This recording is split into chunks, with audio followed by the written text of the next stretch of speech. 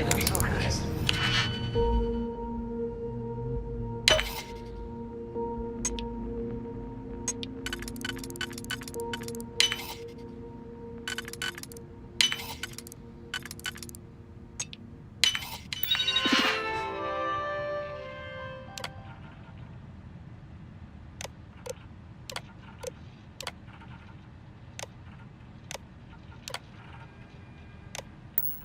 The area open.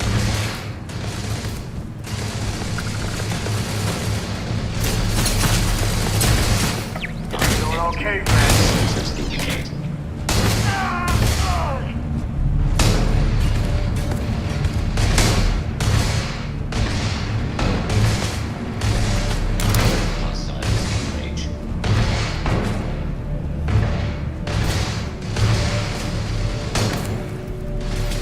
Today's not gonna be your day, pal. I've got more shady.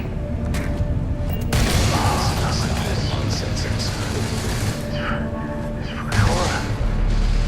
Alert. I have located the enemy.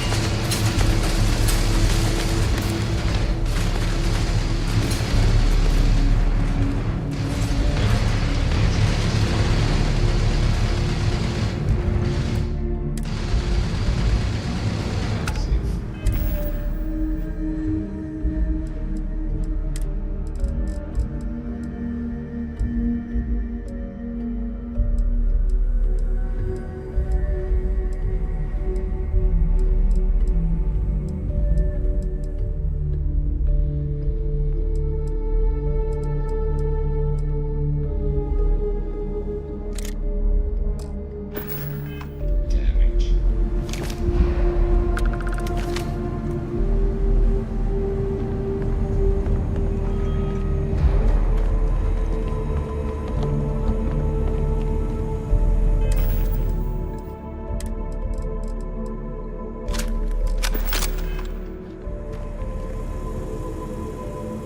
Well, they don't need it.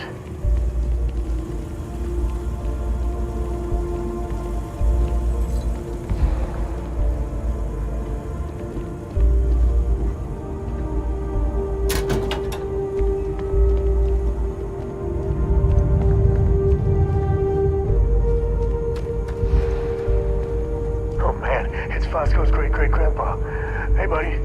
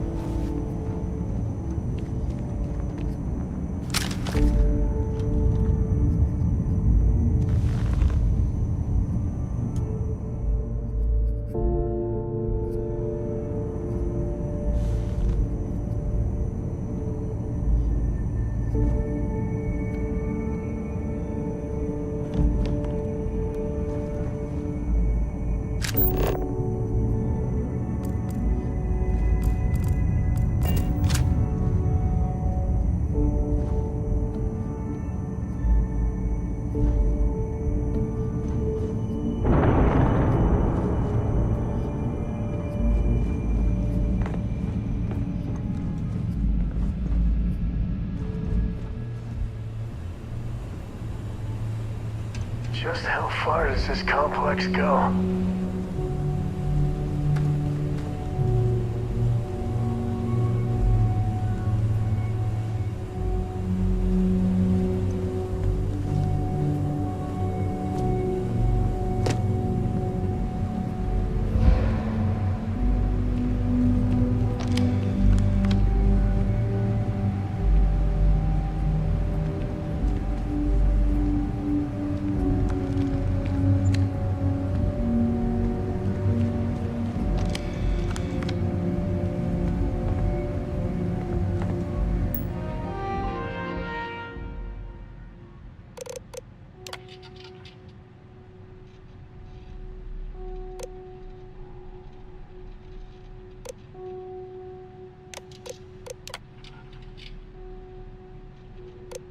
Project Log, Dr. Victor Isa. We turned on the prototype today. The gravitational field around it began to fold as we long suspected. Complete reversal of gravitational pull was observed on dozens of loose objects around the lab. I'm setting up a meeting with the directors to propose a larger test. The prototype proves we don't need the original anymore, but further work is going to have to take place in space. Somewhere with abundant helium-3 and with a civilian partner. Someone with access to large-scale manufacturing resources and computational equipment. Engineering gravitational folds pulling the far side of the solar system closer to us. It's all going to be possible. Project Log, Dr. Judith Tatian. I watched the gravjet tests from the moon today. It was the first time we were able to talk to the team at Nova Galactic directly. So many things were under wraps before, but now everyone wants all the publicity they can get. I'm already seeing proposals for manufacturing hundreds of drives, expeditions to Alpha Centauri and beyond. It's also overwhelming and worrying. It could take years, decades, before we know what all the side effects of operating a grav drive can be. But no one wants to hear that right now. Like a bunch of pioneers racing towards the edges of the frontier without knowing about the grizzly bears in the mountains.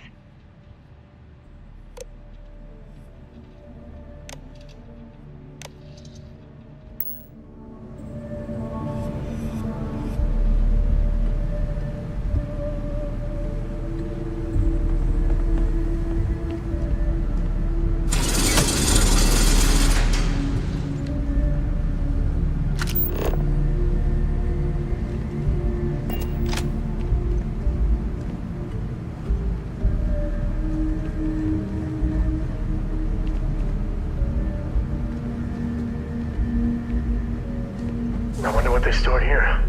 We're getting close to the good stuff, I can tell.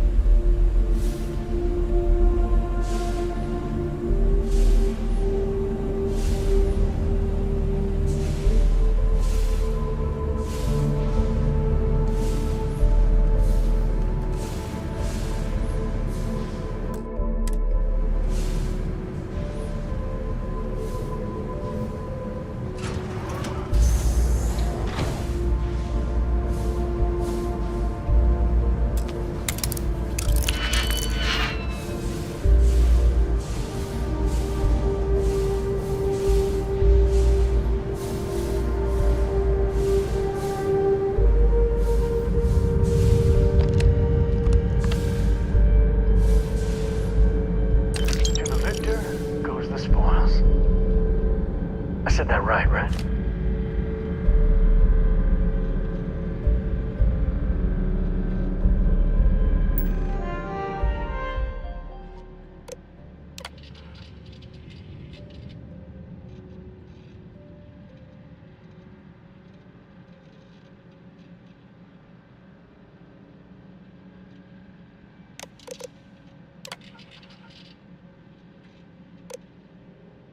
I never actually got to visit your labs back when we were working on the grav drive projects. Seems like ancient history now. Only thing we're doing these days is launching weather satellites. Guess this is as good a retirement as any.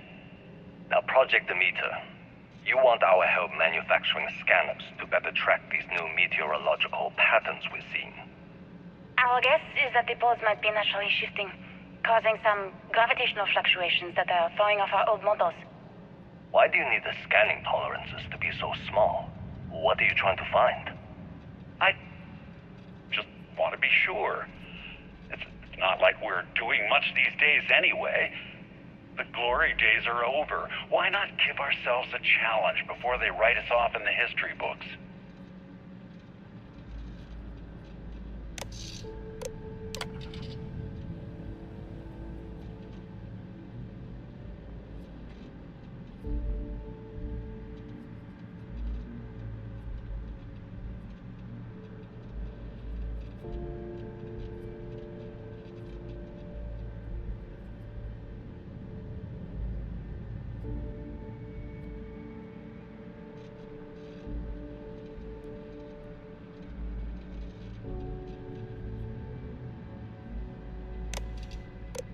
I know what I'm seeing, Victor. The data coming back from the satellites is very clear. It's the grav drives. All those jumps from the moon. At this rate, Earth's atmosphere is going to start sputtering out into space. Can the drives be fixed? I'm working on some designs that should discreetly solve the problem, under the guise of an emergency update to the fueling pumps. We're talking about the end of Earth, and you're trying to be subtle about it. Judith, the last thing we need is people losing faith in grav drive technology. That might be our only option. To what? Are you seriously saying we should abandon Earth? The timeline is under 50 years. A blink of an eye for a planet, but more than enough time for a human exodus. And what do we tell people? We say it's an act of God, one that science has found a solution for. Time for humanity to take its place in the stars. You knew, didn't you? You lied to me. All this time, I dedicated my life to this discovery, Victor. And you knew we were going to kill off our planet? You haven't seen the future I've seen. There's an infinite expanse of promise out there. A meteor could hit Earth, a plague, another world war. Colonizing other galaxies secures humanity's future for all coming generations, across all time. At the expense of our home. Stop it, both of you. All that matters is building enough ships to get everyone off this planet. And we need to start now. I'll draft up a statement. We'll need to address the entire international community. I'm sorry, Judith. There isn't a planet in this universe that will be far enough away from you, Victor. We are never speaking again after this is over. I know what I'm seeing, Victor. The data coming back from the satellites is very clear. It's the grav drives. My name is Dr. Victor Isa. And if you're listening to this, then you probably already know the truth. I was young when I first headed the retrieval team of an odd gravitational anomaly on Mars. But I kept what really happened that day hidden from everyone except one other person. Even she didn't believe me at first. But I have no reason to lie to anyone now, so I hope you'll accept this confession, whoever you are. When I touched the anomaly, I experienced 12 days of lost time. I met myself. He told me everything that has since come true. The grav drive equations, the tests on the moon, Earth's atmosphere sputtering away because of what we had done. But he also told me about a city thriving on a planet orbiting a distant star. Human culture, art, music, lifestyles evolving and shining brightly across all of space. What price would I be willing to pay for that future? Maybe you don't believe me. Maybe Judith was right and I'm just a coward who wants to believe his mistakes were justified. But everyone has forgotten about the real origins of the grav drive, this artifact from Mars. I hope you make better use of it than I did.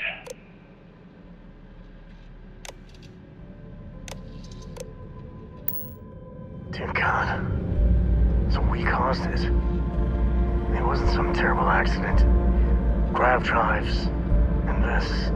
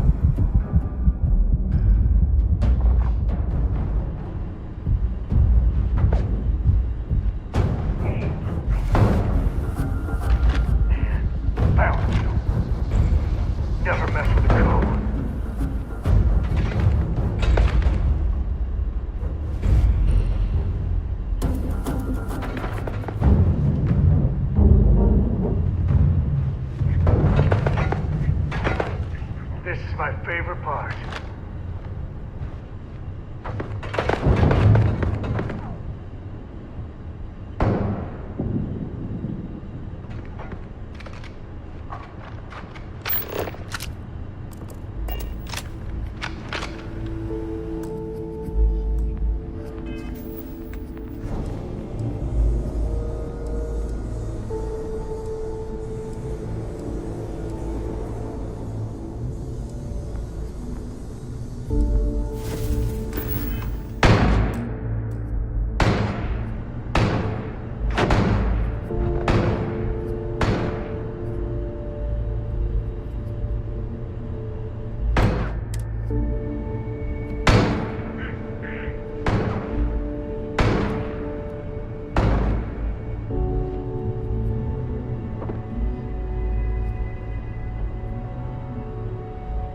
Wanna mess with me and my friend? Ha!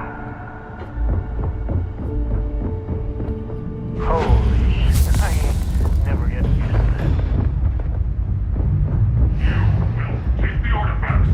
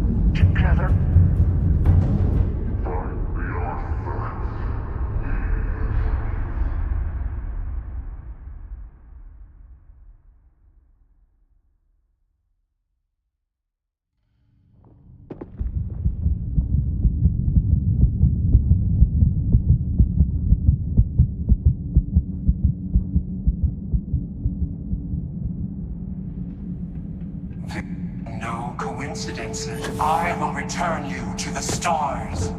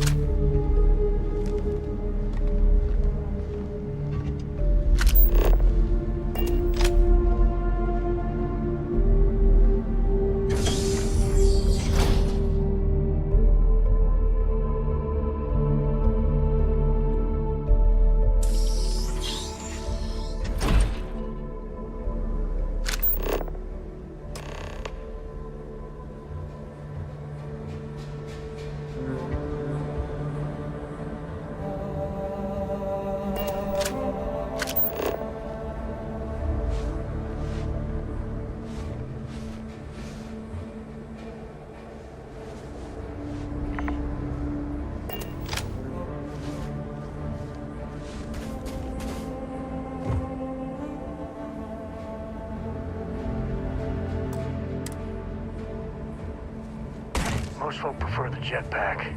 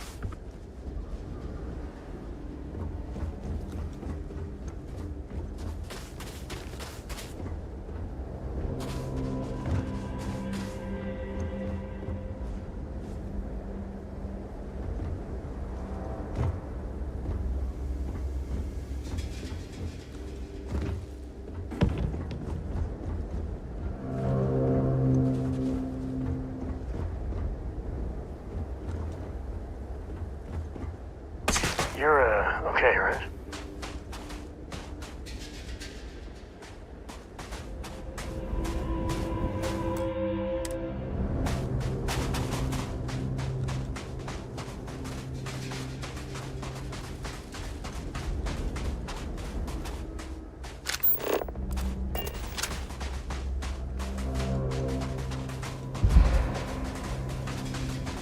Do you understand now why I asked you to come here? The artifacts unlocked the secret of interstellar travel, at the cost of Earth. An easy trade, honestly. Why have one world when you can have all the settled systems?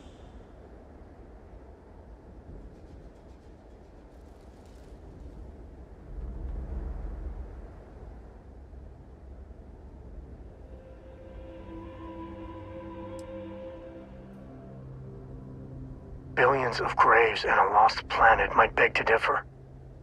Don't you see? The power of the artifact forced humanity to the stars. They didn't get to make a choice. How many would have chosen Earth?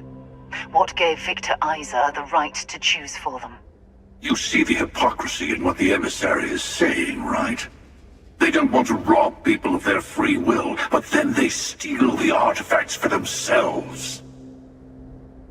In the wrong hands, the power of the artifacts can make anyone a tyrant. That's why we watch over them. The only thing you're watching out for is yourself.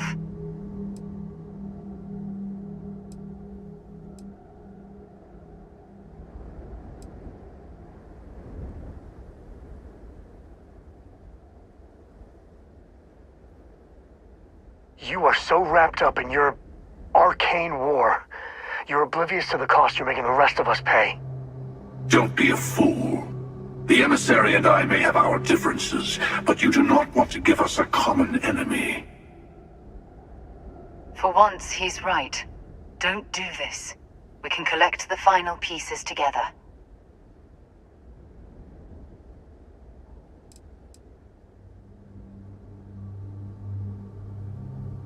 I think you need us a hell of a lot more than we need you bastards.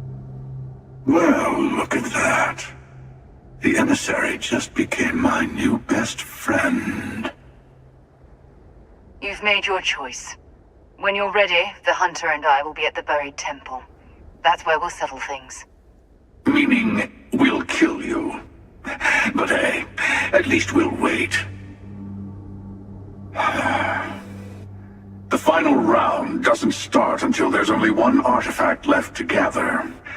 And if I'm not mistaken, Constellation has one or two to go.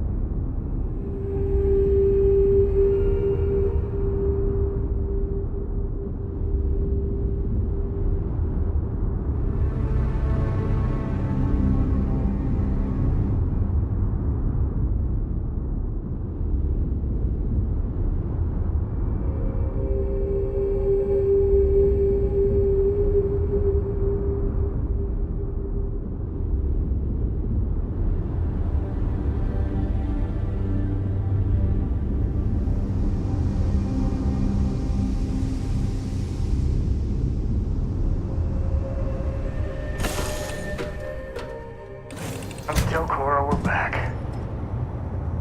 Ahoy, Captain!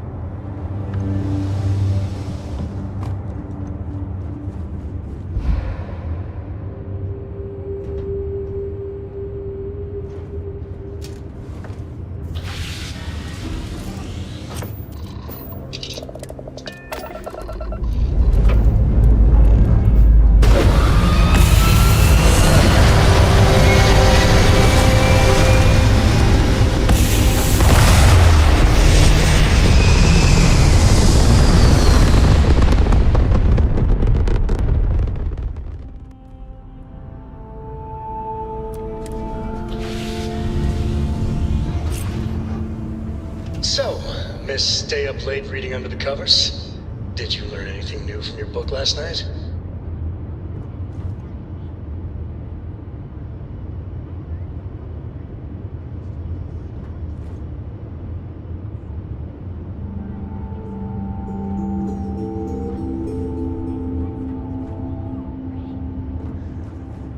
Remind me one of these days to tell you the tale of a certain Solomon Cove, where his stargazing landed in.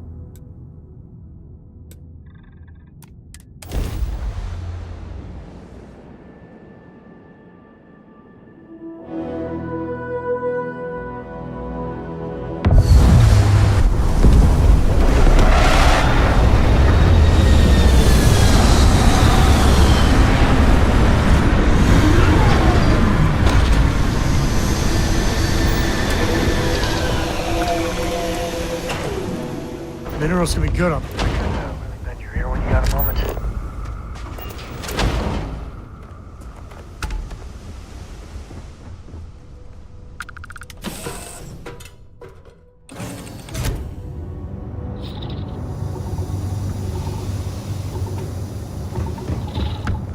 Hey, how's it going?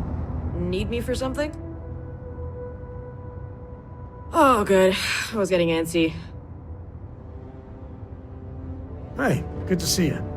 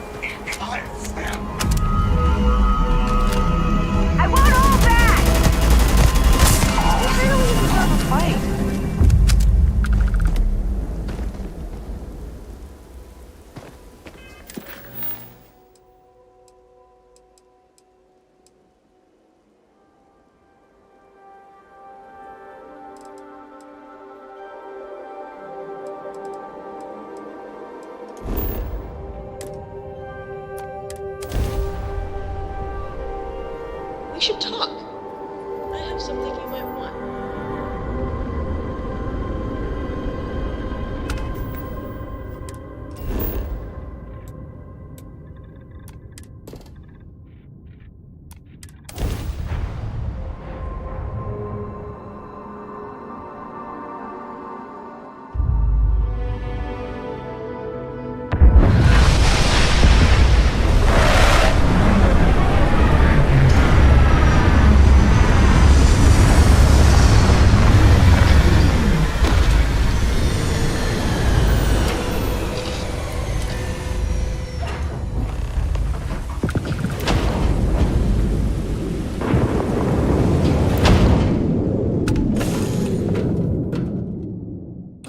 Something for you, hon.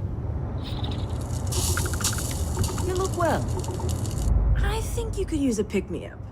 Give this a try.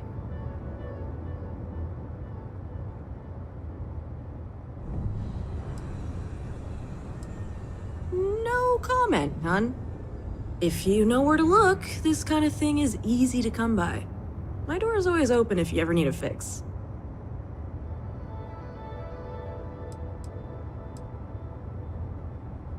We'll see how long that lasts. I've always got an eye out for things like this. I'll keep some set aside for you. I must confess, the hum of a grav drive makes me feel alive. Hi!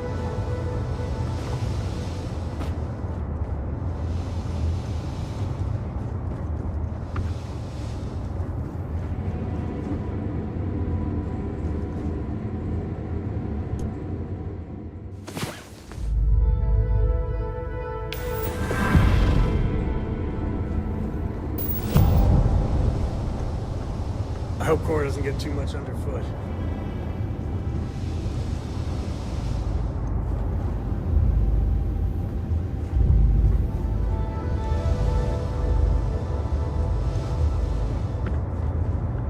Welcome back.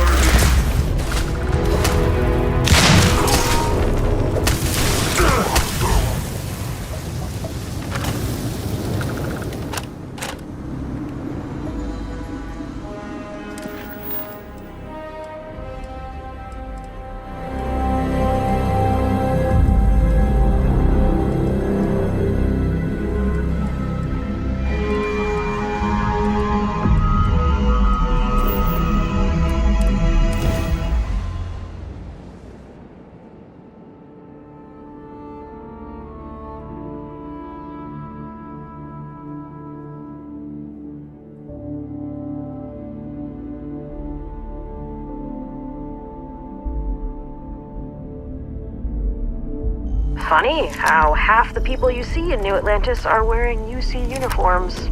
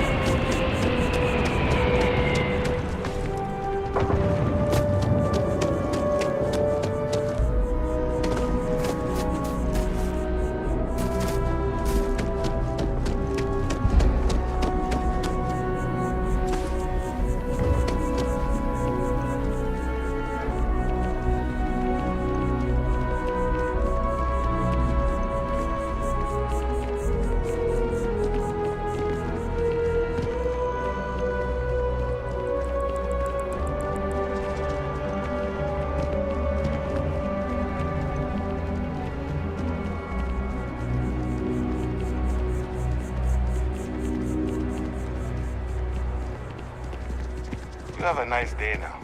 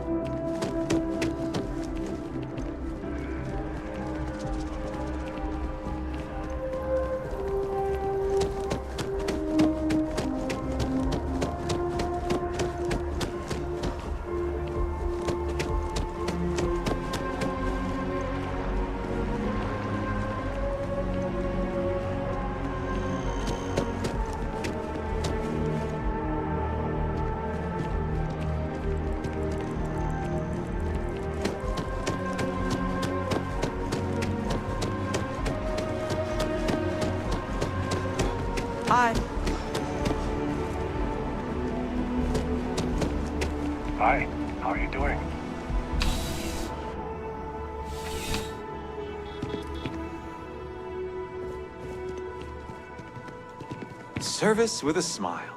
Welcome to UC Distribution. Something I can do for you? I hope we have what you need.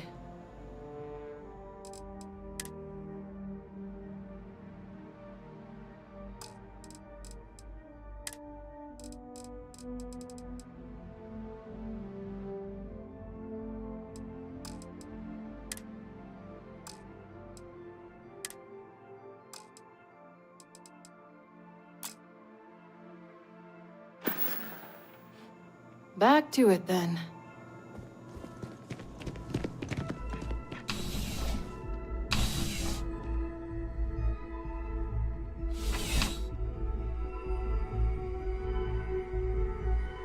Wen really keeps the distribution center in tip-top shape.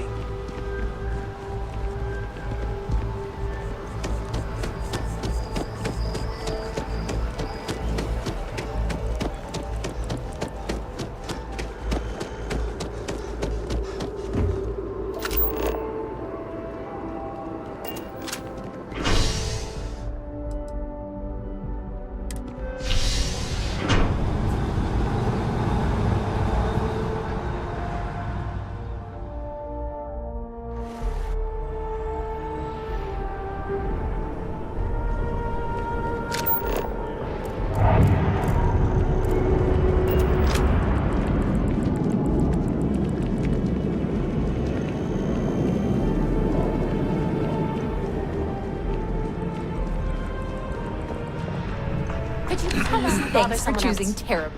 Certainly. Please take your time.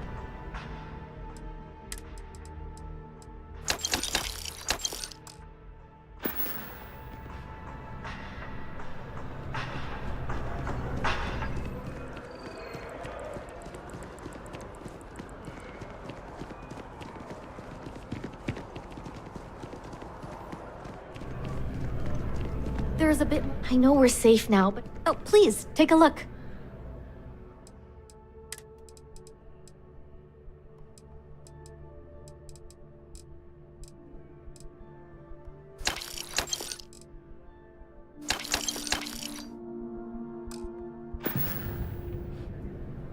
Appreciate the business.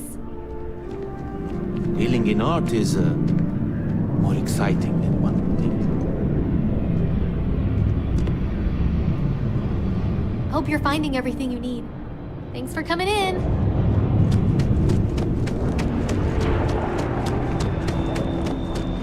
Hello.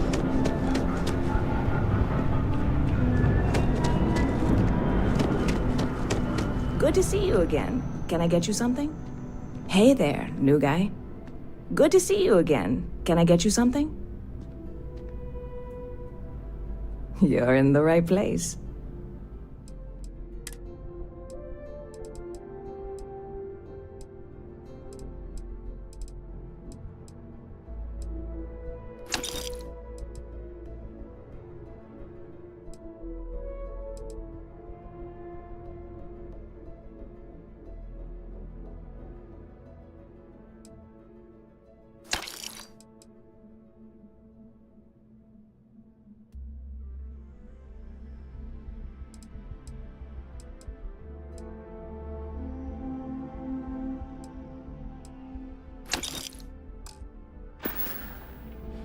See you around.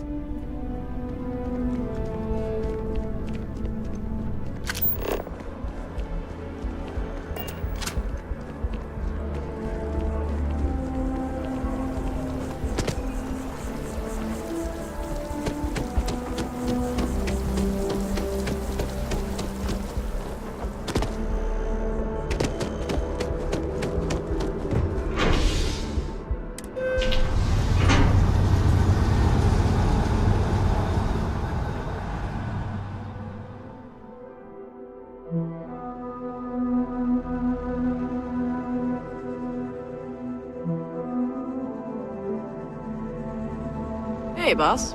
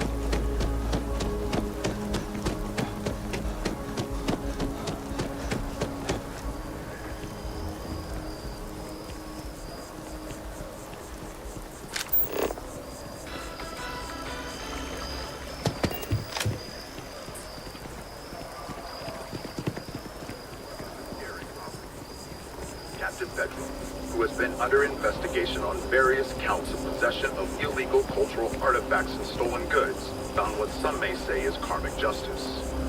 The mysterious artifact, unearthed by persons unknown, was the target of the theft. Also on board was an exotic collection of animals whose cages were open, unleashing what sources have called a zoo gone wild. SSNN is still looking into the identity and whereabouts of the thief.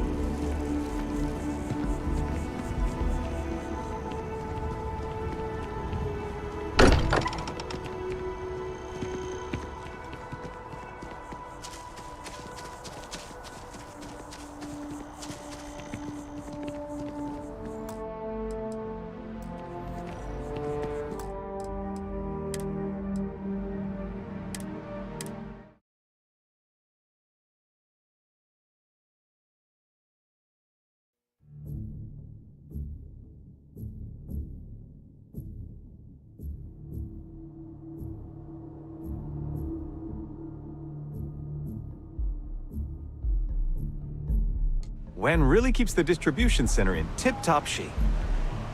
It's a privilege to be able to work for the UC government. Take it easy.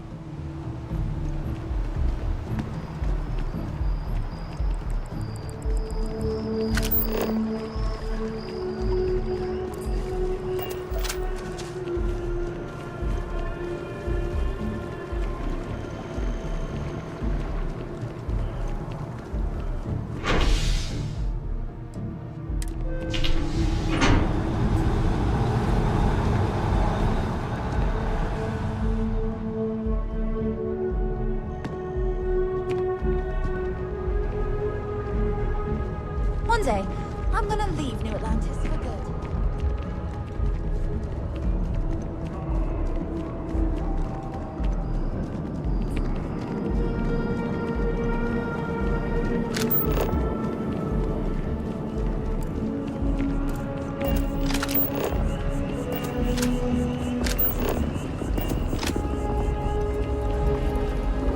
I don't like the idea of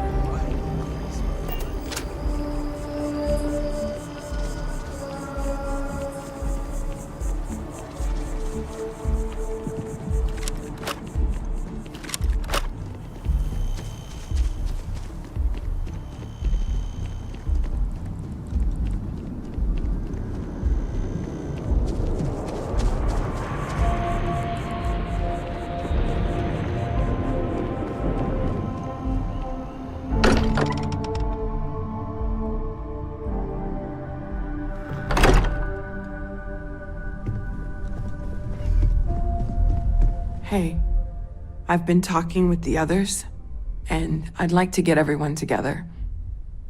To say goodbye. You know. To Sarah.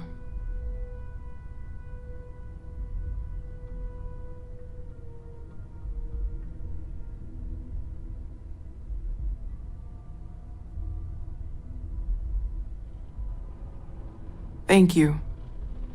It wouldn't be the same without you there. I'll have everything set up in a few days.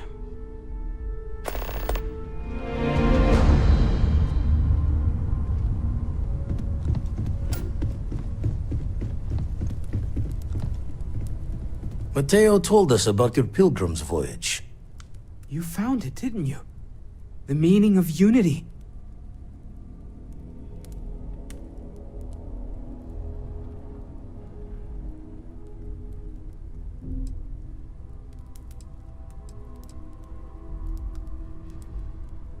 Wait, say that again?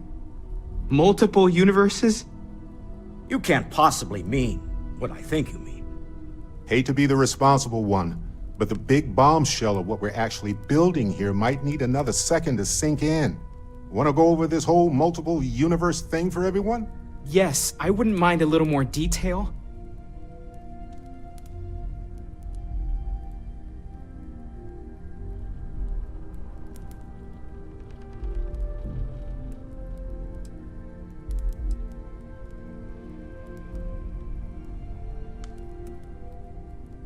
Explains why the Starborn want the artifact so bad. Get them all, and you've got a gateway to infinity.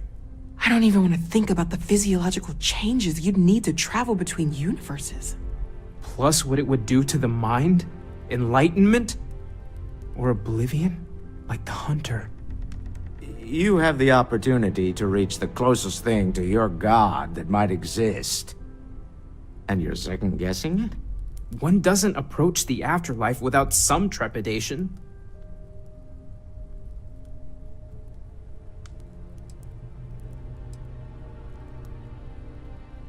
You're right. This is a lot to take in. Guess a little time to get our heads straight wouldn't hurt. But you know where I'll want to be when everyone's ready. Front and center.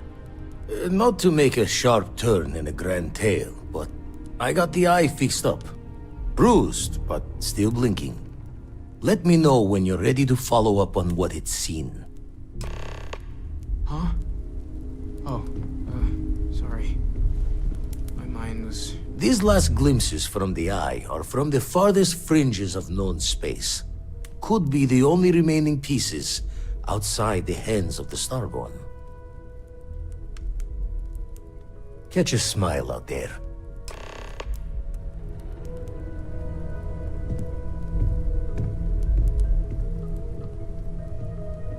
I'm not sure when things will feel safer.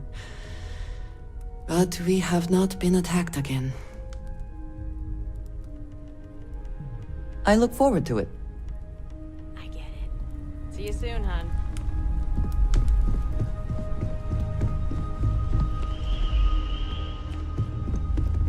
What's up?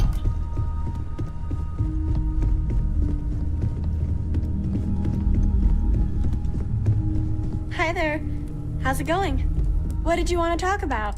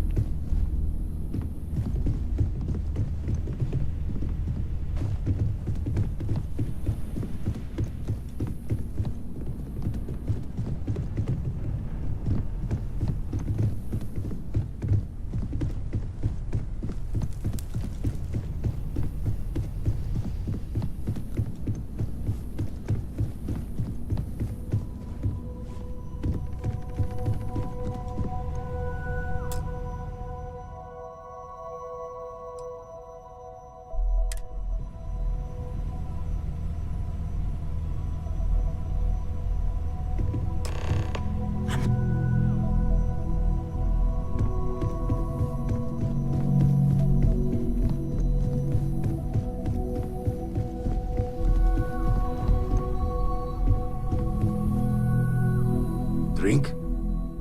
Pour one out to the blackest sea?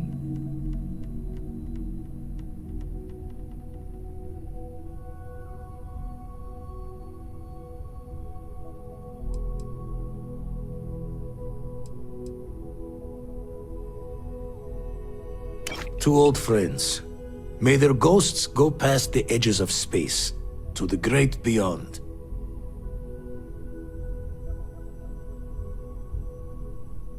I...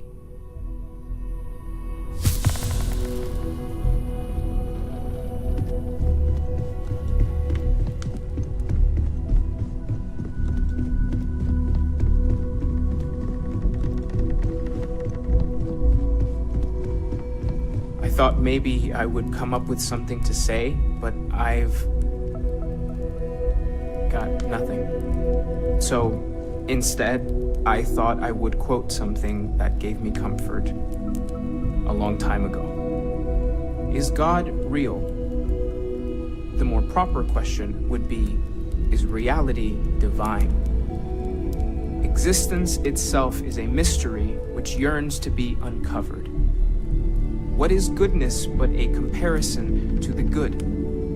What is existence but a participation in being? For where the diversity of the universe inspires awe and wonder, it exists only in contrast to a simplicity so pure that it may only be understood as primordial and even divine.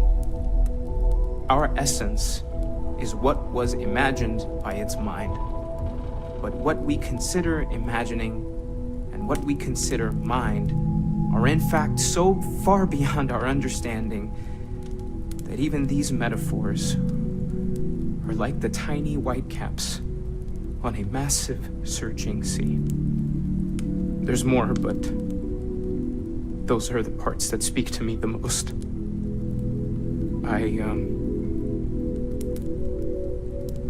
Thank you. That was really thoughtful, Mateo. Thank you. Does anyone else want to say anything?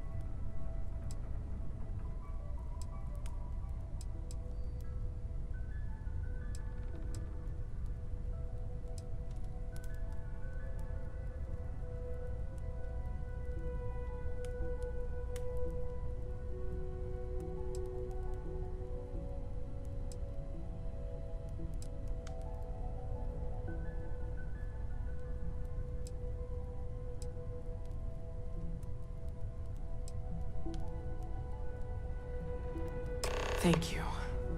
If anyone else wants to say something.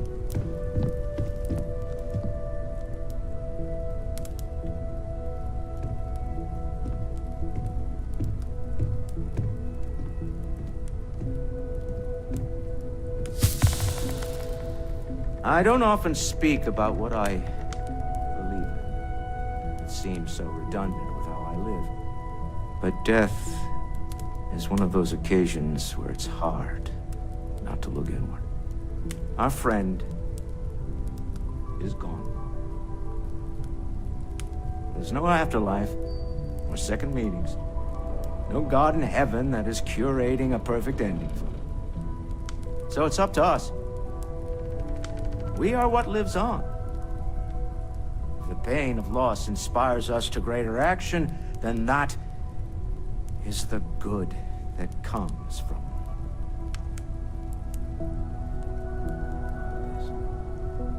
Humanity is what truly creates our world. We are the ones that judge things to be good or evil, joyful or mournful.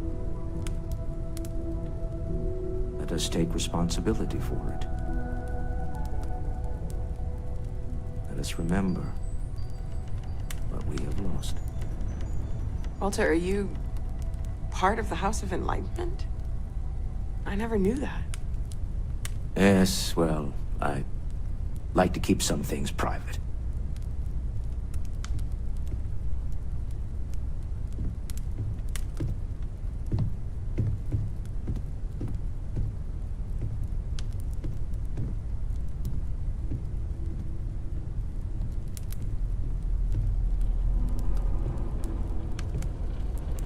You all might not like thinking about this, but when we die, everything about us breaks down, decomposes, gets eaten up by insects and microbes.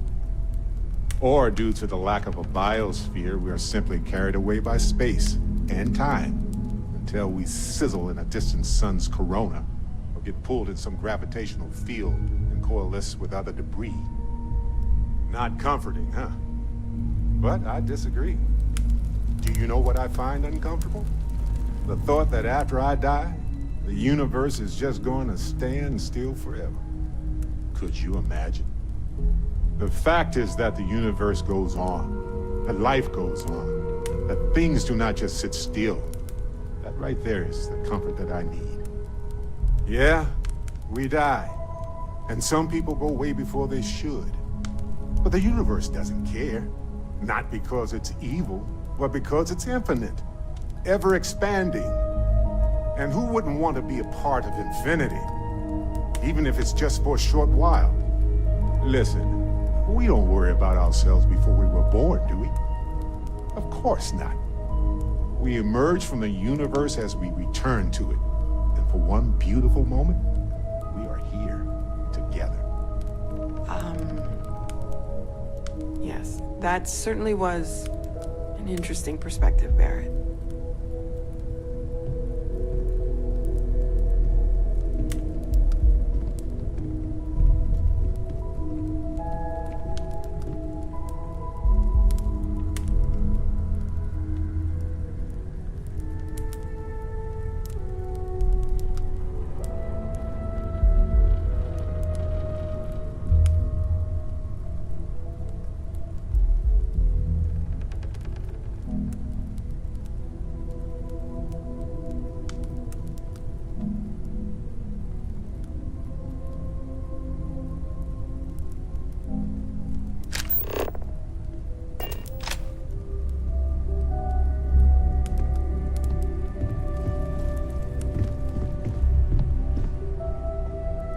I hope this is all okay. Between fixing things up and sending out messengers and getting all the paperwork done. It's not much.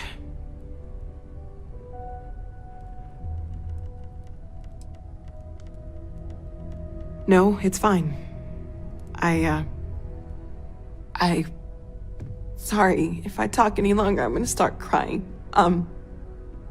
Could you excuse me?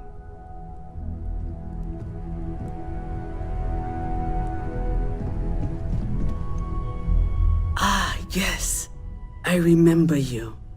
The wedding. I was so happy for both of you. I wish the circumstances of my visit were better.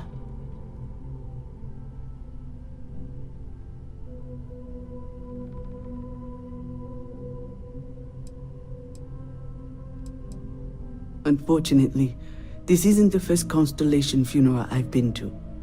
After 35 years, you say goodbye to a lot of friends. I hope you don't mind me saying, but I feel numb just thinking about it. Sarah meant the world to me. She was the future.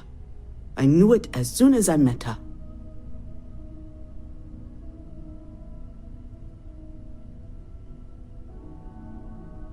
Oh yes, I was Sebastian Banks's protege. If that gives you any idea of how long I was part of our little club.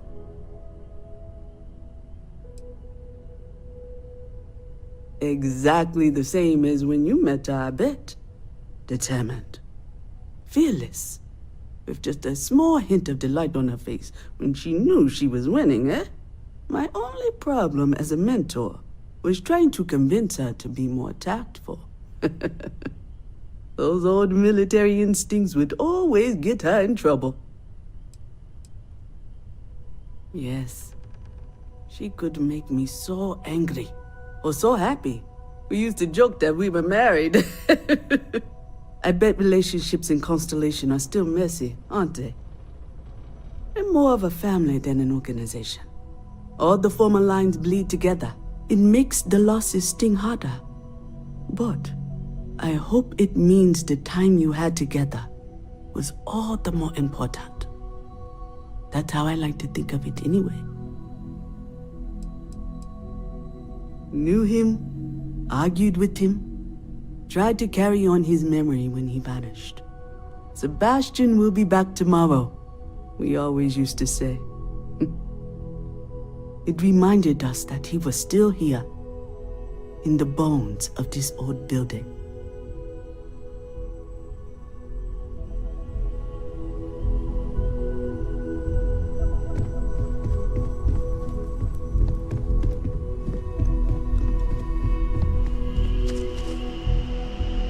Oh, hi.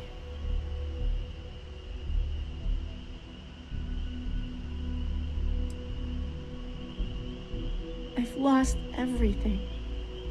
Again. It's just that I feel so alone. With Sarah, it was like starting a family again. The way she'd smile at me reminded me of my mom. I miss that so much. Now she's gone, and I have to start over, like I did before.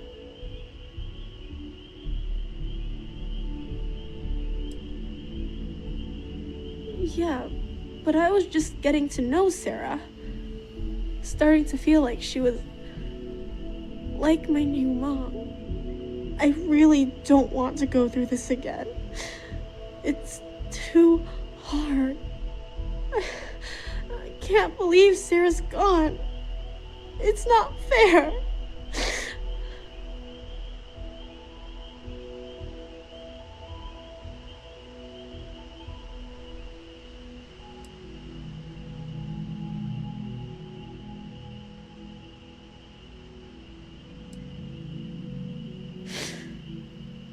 You really think so?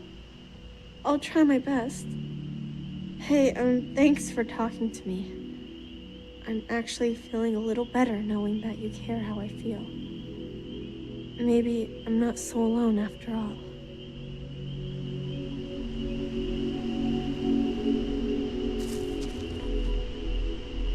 You know, what you're feeling right now is a chemical reaction whose evolutionary goal is promoting social cohesion.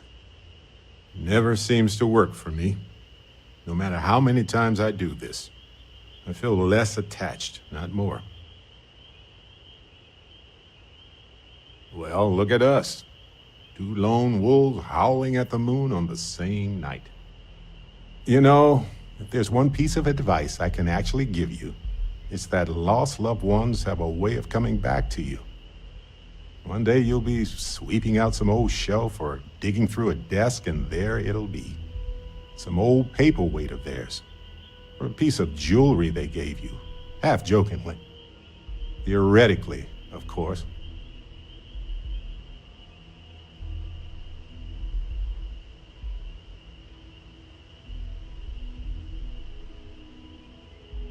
You're welcome.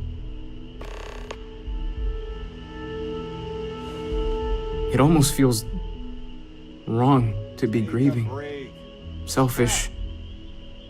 No amount of tears will bring the dead back.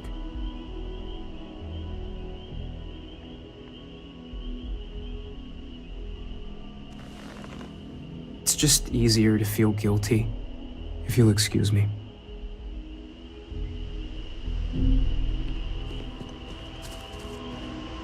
Chat for a bit? Normally, I hate talking to people at funerals, but, well... You don't believe in the afterlife, do you? I mean, this might be the worst time to bring it up, but...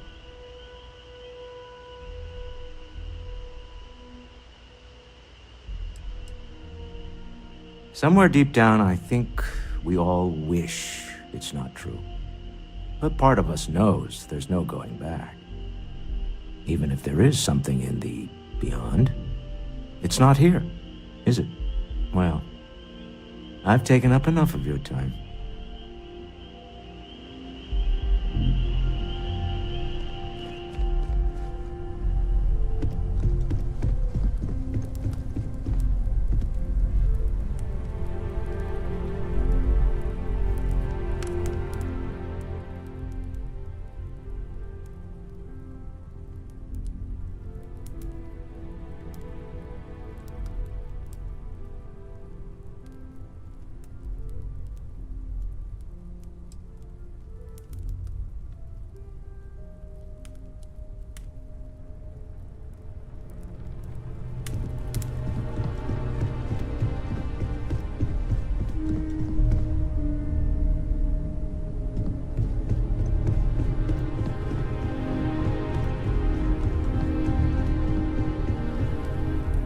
Hi.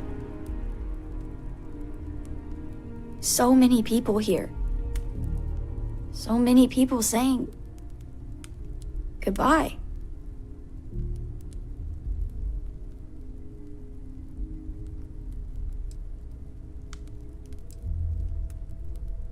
Ugh, it doesn't change anything.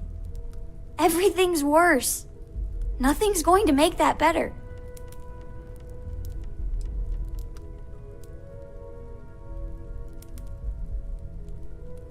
Every day is going to be worse now.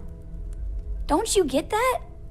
I want to be alone for a while, okay?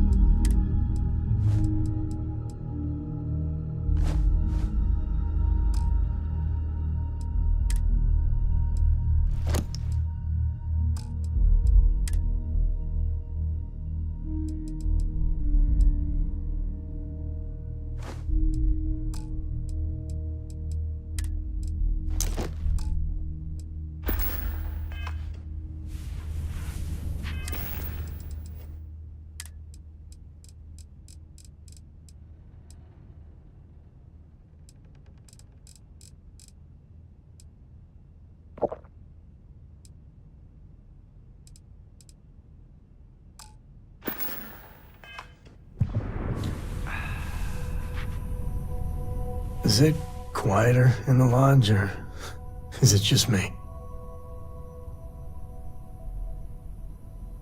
Death is a bastard. Comes for us all. You know, there's an old Aquila story about two pioneers who got lost trying to find a new frontier to settle. One of them takes ill. Clear he's not gonna make it, he turns to his partner and says, "Don't bury me. Let the ground take what it's due. I'd rather be a ghost chasing after you than walk through the pearly gates knowing an eternity of loneliness until you get there." Sad story, huh?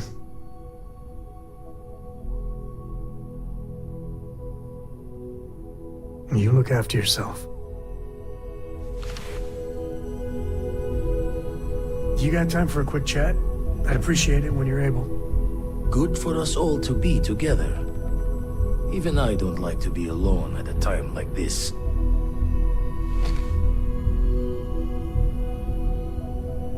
Lodge sure feels like a lonelier place.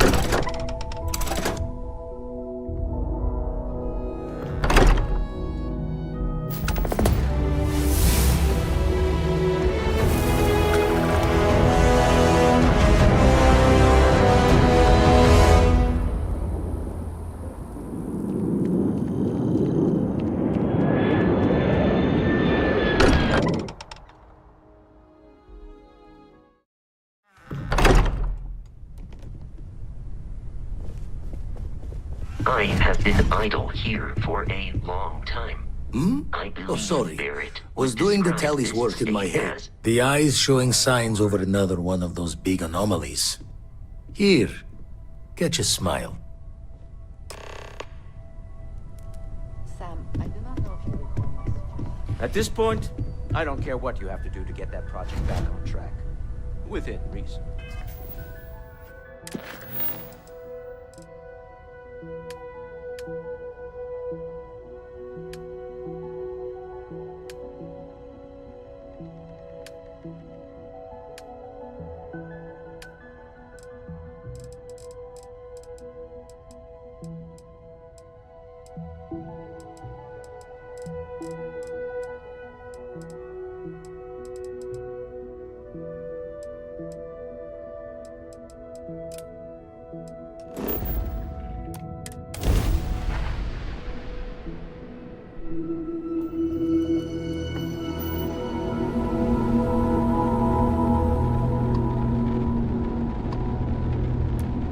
Welcome to Stroud Eklund Star Yard. Permission to dock granted.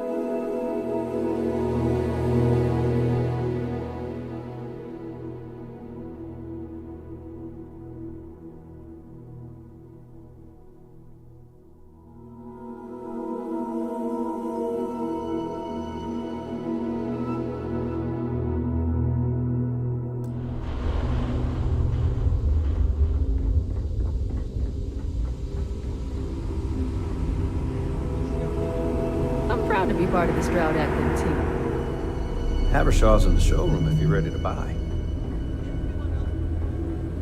Hope you have a good stay. Well, I think you'll find we... Nice to see you again. How can I help? Well, what do Feel you free to expect? come back The anytime. family is loaded. Then you throw in Walter Stroud.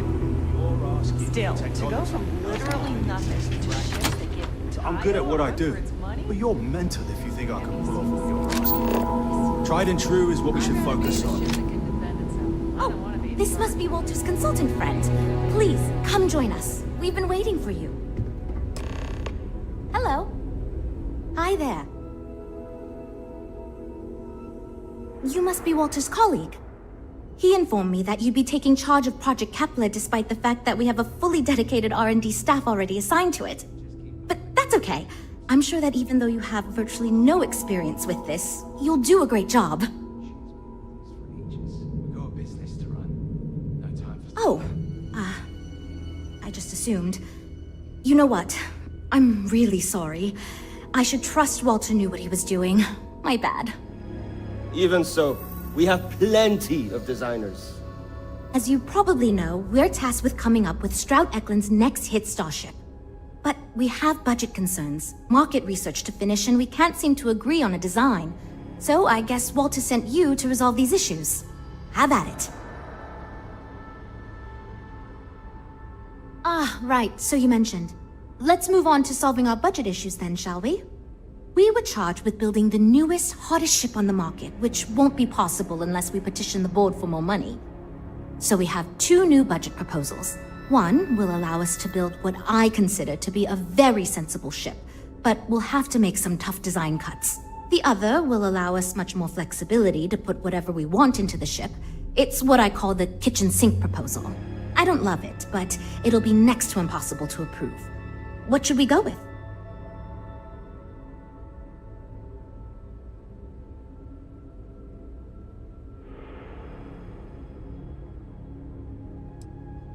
I was afraid you'd say that.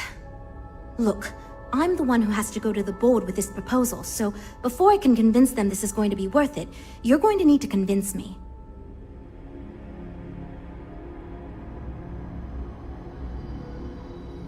Well, I'm all ears because it's going to take a miracle to convince them.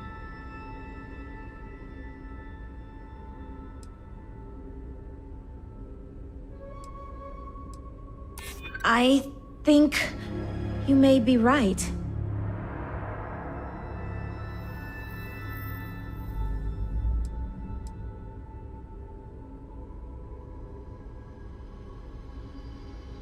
Well, there's always room for personal improvement, I suppose. Okay, I think you made some good points. I'll go to the board with the kitchen sink proposal and get that approved. Great, that's one problem solved. I'll go forward with that budget proposal and we can move on. Next, we need to gather some market data. The best way to do this is to outfit your ship with some sensors and take it through some real-world scenarios so we can make more informed design decisions. Great! Just pick up a mission or two at the mission board and proceed like you normally would. We'll collect the data when you return. If you take on a variety of missions, we can build a ship to handle a variety of scenarios. But if you just fly one mission, we can build a more focused ship. It's up to you. In the meantime, you might also want to talk with the team, get to know them, give feedback on their proposals, etc. Good luck out there. You know, I have designed spacecraft for over 10 years. So, you must have really impressed Walter for him to give you this project. Or maybe it's a bit of nepotism. Never mind that. Perhaps he sees in you what he sees in me.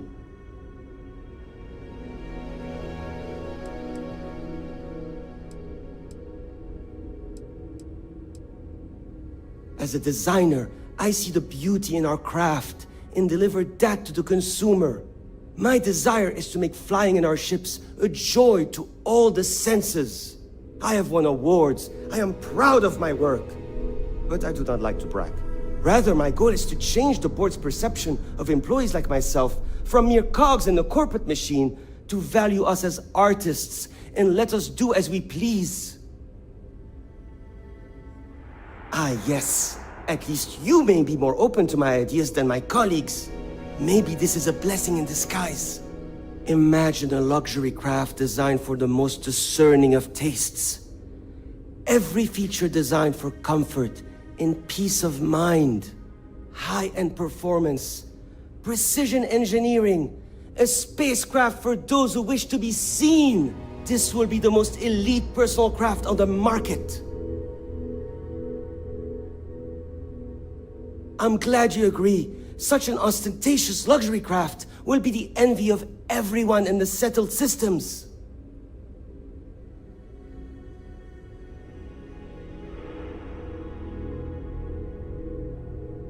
Two words: conspicuous consumption. Are you familiar with this concept? Of course you do. I'm glad you understand. Imagine someone like Borealis stepping out of one of our shining luxury ships. Everyone would want to look that cool. Not only would I have the chance to work on a dream ship, but that kind of exposure is guaranteed to sell it. Later. Well, we're making progress now, I guess. Hi. Need something? Oh, you really want to hear my ideas? I mean, I have an idea, but it's not that great. I'm not even a designer or anything. So, I was thinking that we could really use a recreational craft in our fleet. But not like super luxurious like our Adonis pleasure yacht, something marketed more towards families. Something Mom and Dad could pack up and take the kids on vacation. You probably think that's stupid, right?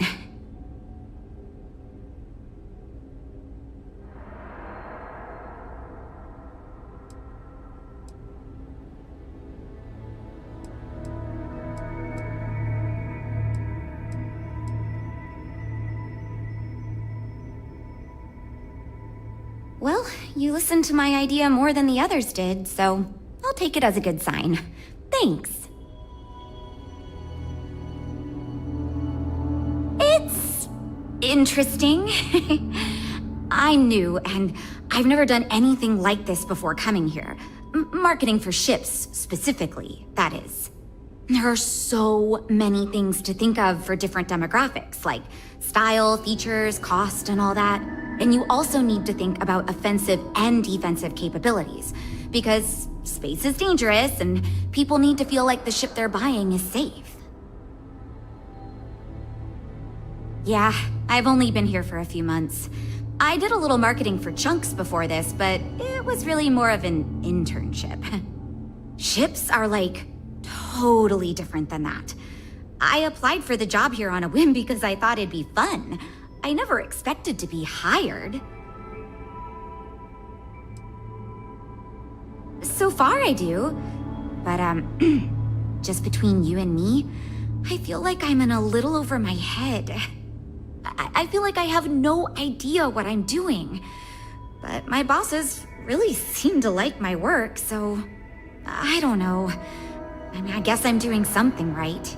I still feel weird pitching ideas to people who have been at this for so much longer than I have. See you later. I'm wondering if we need another chef in the kitchen. Then again, I hear Walter brought you in to finally make a decision around here.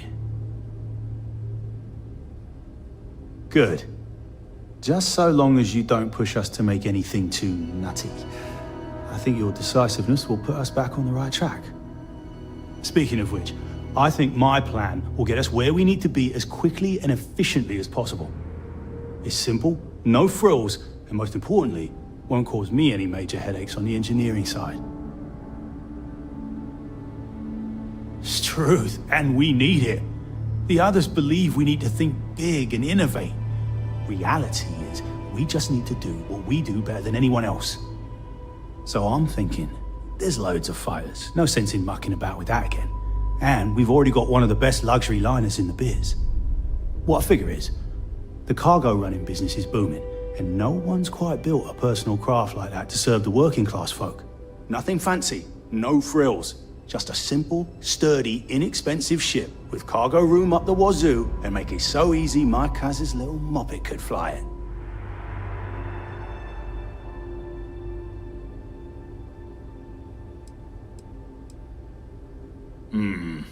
Yes. Of course. Zhuzh it up, just enough to disappoint me even more when we ultimately end up choosing something ridiculous. Thanks.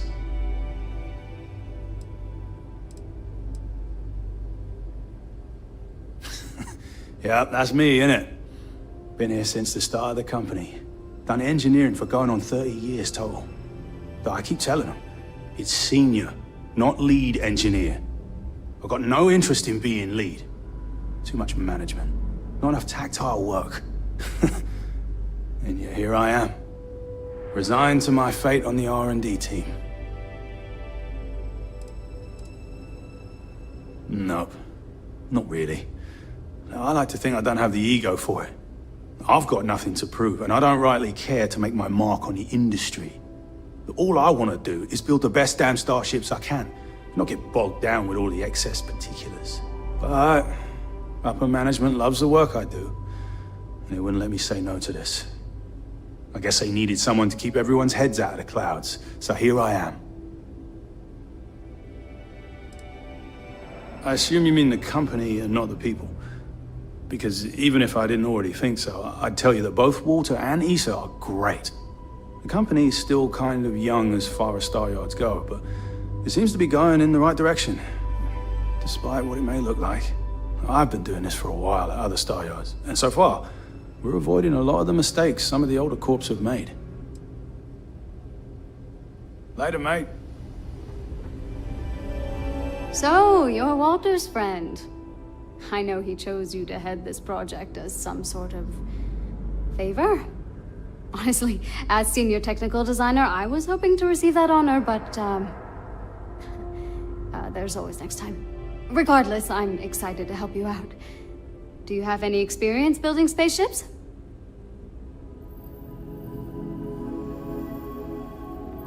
This is wonderful to hear. I hope for all of our sakes that you are not overselling your ability. Now, I know you've been asked to give feedback on our design proposals. Would you care for a brief synopsis of mine? of course. But first, let me ask you this. What pilot demographic is currently being underserved by the current starship market?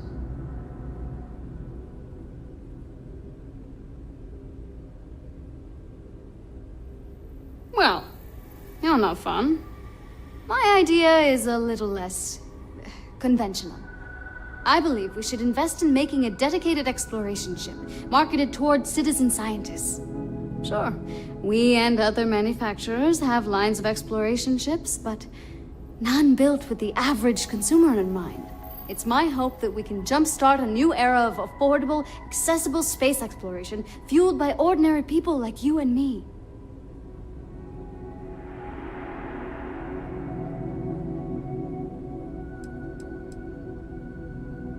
I'd start with a small ship profile.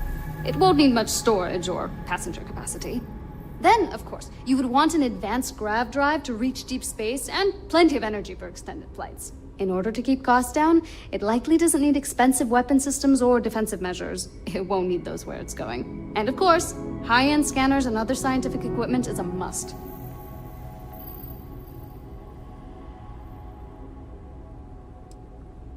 Yeah, that's what Jules said too.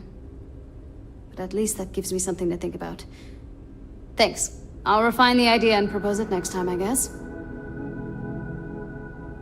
Well, as a senior designer, I'm trusted to work on some pretty important features on these ships. Most of my work is on the technical features, designing them to be more user-friendly. Computer systems like navigation, targeting, you name it. It may not be as glamorous as what Frank does, but without me, these ships would be almost impossible for the average consumer to actually use. Why do I feel like answering this could be a trap coming from someone who was sent here by Walter to step in and take over our project? It's not like I have anything to hide. I used to think working for a super wealthy corporation would be terrible, but honestly, it's pretty great. They've been good to me, and the stability is way better than any startup. I've had opportunities I wouldn't have anywhere else, so yeah, pretty great. See you around, I guess.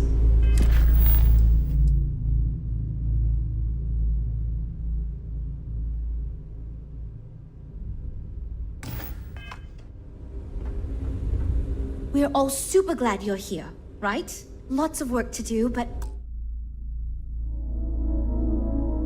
we'll get through it, don't worry. I'm actually kind of amazed we finalized the budget. That was relatively painless. Oh, yes, I actually do have a proposal.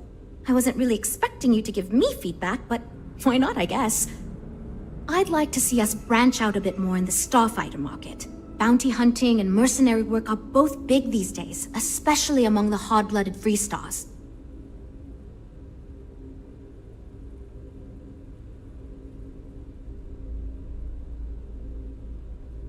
Wonderful.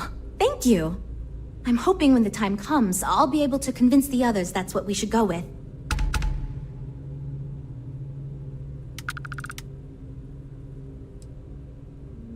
It might surprise you to hear that no, I have not. This is actually the first project I've led for Stroud Eklund. I recently graduated with a master's degree in engineering management. I'm actually kind of surprised they hired me, but I was at the top of my class, so maybe they didn't want to lose me to some other star yard. Anyway, I'm grateful for the chance to do good work here. We'll chat again soon, okay?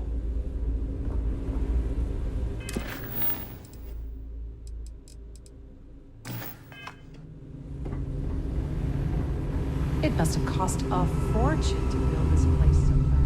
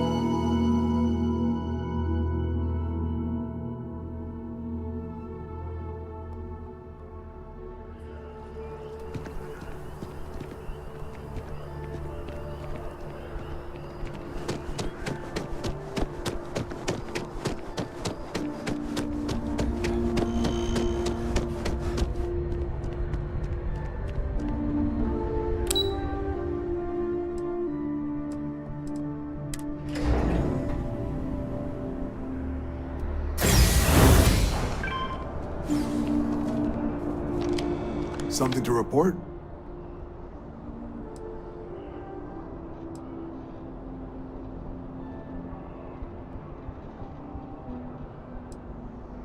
Need someone to investigate a couple problem ships out in UC space? That the sort of thing you're looking for?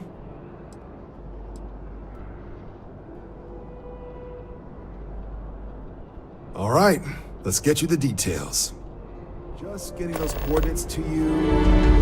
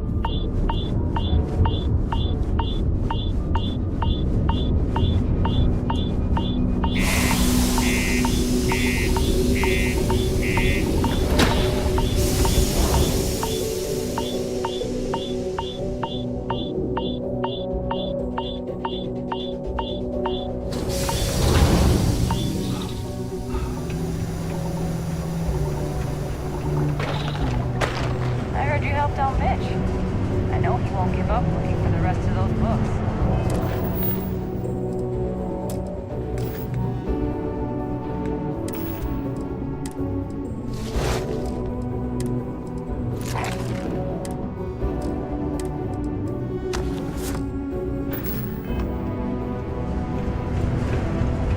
Well then, what can I do you for?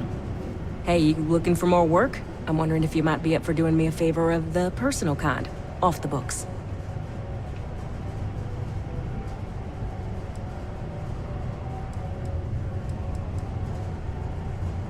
Good. Here's the short of it. I'm only stationed here because I made a mistake.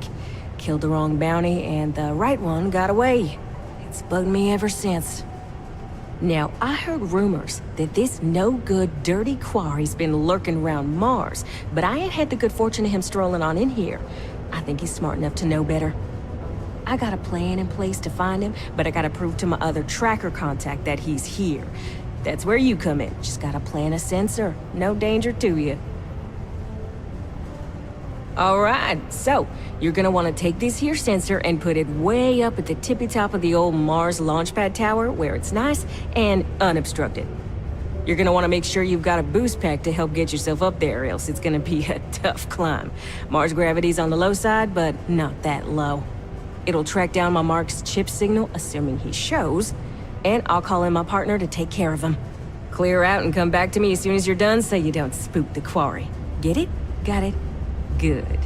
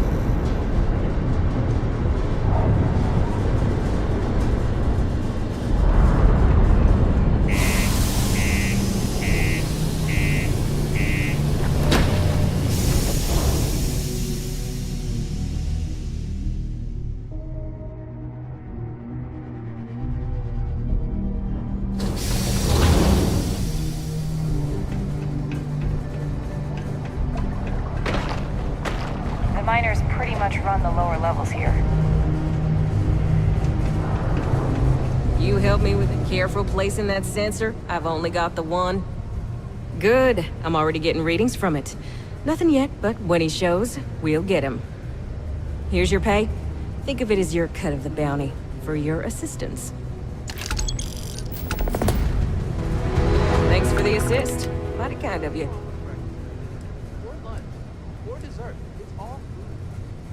Yeah, well, see ya.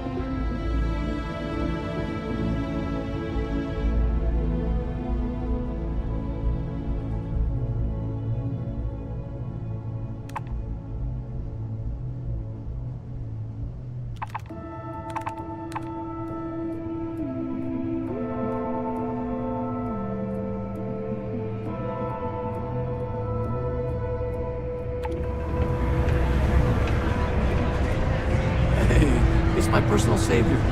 Thanks again for the assist. What's up?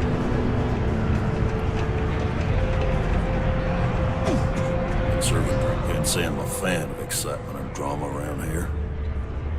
So long. Yes?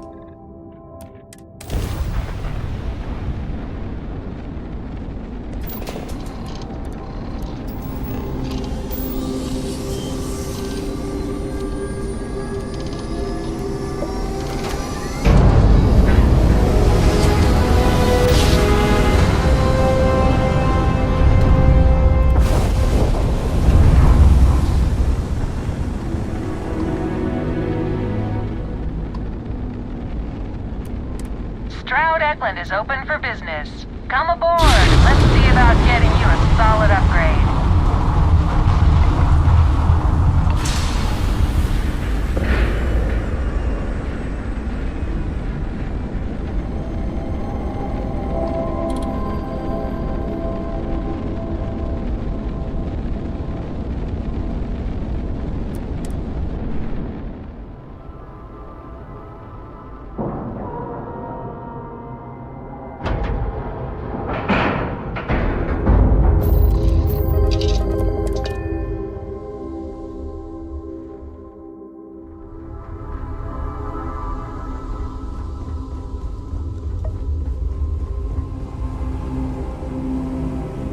I can't decide which model to get.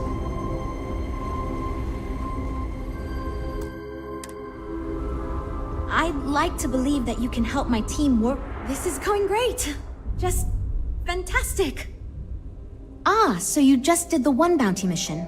Well, doesn't look like you ran into too much trouble, I hope. Anyway, the data you collected will help us focus our ship design and cater towards certain pilots. Now, we just need to solve our interpersonal issues so we can agree on a design. Easy, right?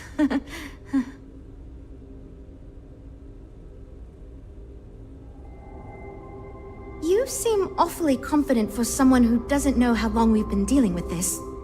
I've tried everything I can think of besides some sort of hokey team building exercise. So, what do you think you can do differently?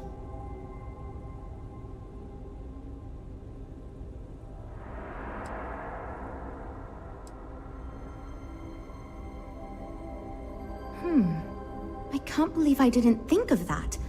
It's fair. Everyone goes around the table and makes a cut. That way no one feels like they're the only one being asked to compromise. This should drive us towards a more focused design. And since Walter asked you to take the lead on this, I don't have to be the villain here. So you're sure about this? Great! Let's get ready to disappoint everyone equally! Well, here goes nothing. Okay, everyone. Our friend here, remember, not me, has decided in order to move forward, we're going to go around the table and everyone is going to give up one major aspect of your design. It's the fairest way to do this, and ultimately, I think it's going to make our collective design choices a lot easier. Who wants to start? Okay, fine. I'll go first. I'm willing to cut some of the included hardpoints. It'll mean less firepower, but the consumer can still add them afterwards, I suppose. You're looking at me, huh? I guess that means you want me to go. Oh, look, I'll be easy. You know I wasn't looking for anything fancy, but if I've got to make cuts, we can reduce some of the cargo base. I guess we can cut some of the extra sensors and data collection equipment? As long as this thing can still make it to deep space and back with no problem, I'll be happy. I'd be willing to give up some of the passenger space, maybe. Yeah, that should be okay. Frank? Okay, fine, you win. I'll cut out some of the luxury designs and features. All that gold trim was going to be tacky anyway. Well then, that wasn't so bad. I feel much more confident we can actually build this thing.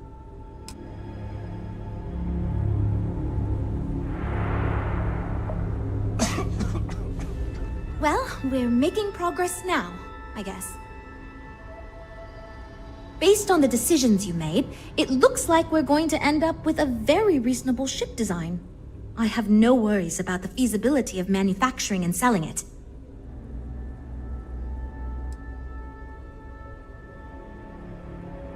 It's going to be a smaller, sleeker, mid-range ship. I think it'll be best suited for an average consumer. Not too expensive, the ability to add a few options here and there, moderately defensible.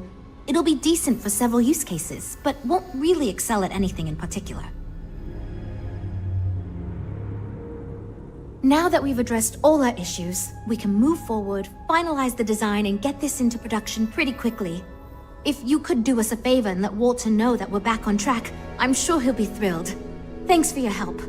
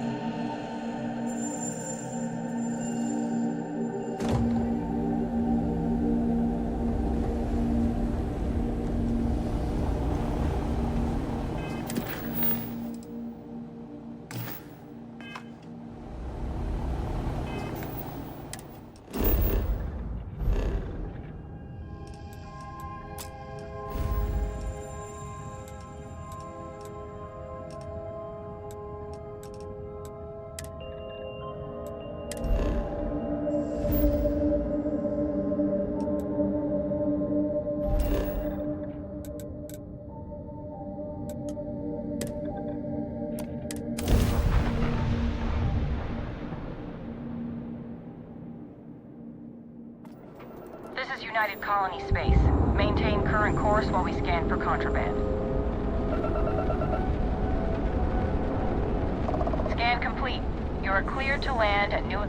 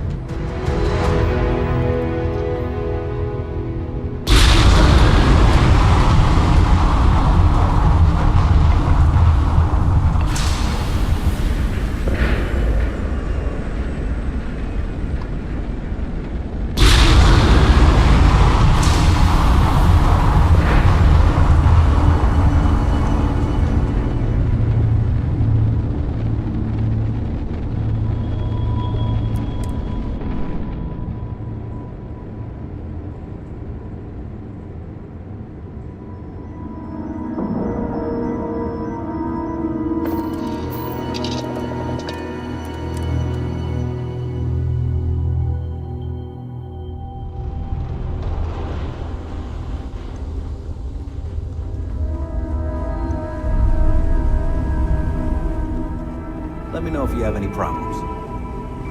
I came out of curiosity. This is going great. Just fantastic. So you managed to complete a couple different missions. This will give us lots of data to support building a ship that can tackle a variety of scenarios. Of course, if we build a ship like that, we may need the kitchen sink budget, but we'll see. Thanks for your help. Now we just need to solve our interpersonal issues so we can agree on a design. Easy, right?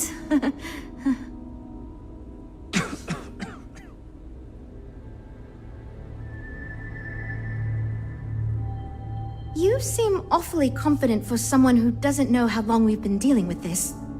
I've tried everything I can think of besides some sort of hokey team building exercise. So, what do you think you can do differently? Okay, for real. It's mostly been just a bunch of arguing. First, we tried a group brainstorming session, and that went about as well as you can imagine. We tried individual designs, but that backfired. We've had meetings focused on individual aspects of the ship, and that just prolonged the process. I could have put my foot down and made a decision, but then I'd be giving up on my idea that collaboration will build us the best ship. That, and I don't want anyone to resign because of me.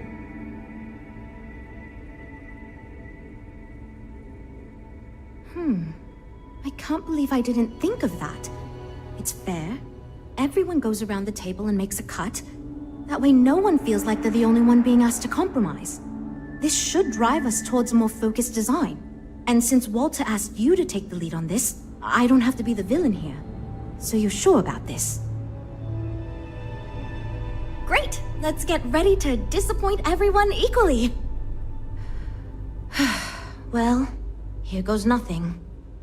Okay, everyone. Our friend here, remember, not me, has decided in order to move forward, we're going to go around the table and everyone is going to give up one major aspect of your design. It's the fairest way to do this, and ultimately, I think it's going to make our collective design choices a lot easier. Who wants to start? Okay, fine. I'll go first. I'm willing to cut some of the included hardpoints. It'll mean less firepower, but the consumer can still add them afterwards, I suppose. You're looking at me, huh? I guess that means you want me to go. Oh, look, I'll be easy. You know I wasn't looking for anything fancy, but if I've got to make cuts, we can reduce some of the cargo base. I guess we can cut some of the extra sensors and data collection equipment? As long as this thing can still make it to deep space and back with no problem, I'll be happy.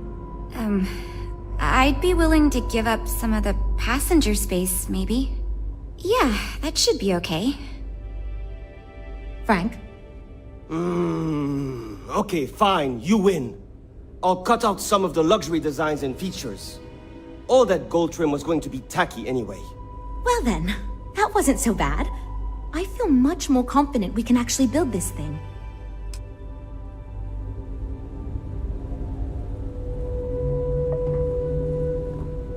We're all super glad you're here, right, everyone?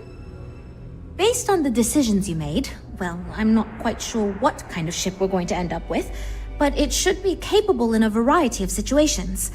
It sure will have a lot of stuff to it.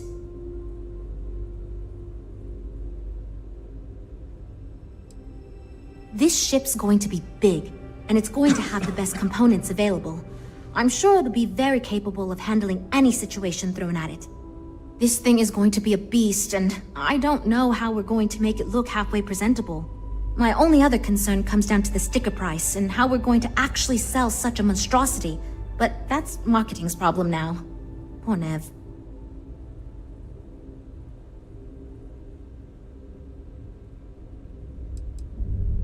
I hope not, but it's possible. If the ship sells well enough, the board will have no problem increasing the budget next time. The data you gathered for us will last a while too, and I think I picked up some useful techniques from you to help us work together better. Now that we've addressed all our issues, we can move forward, finalize the design, and get this into production pretty quickly. If you could do us a favor and let Walter know that we're back on track, I'm sure he'll be thrilled. Thanks for your help.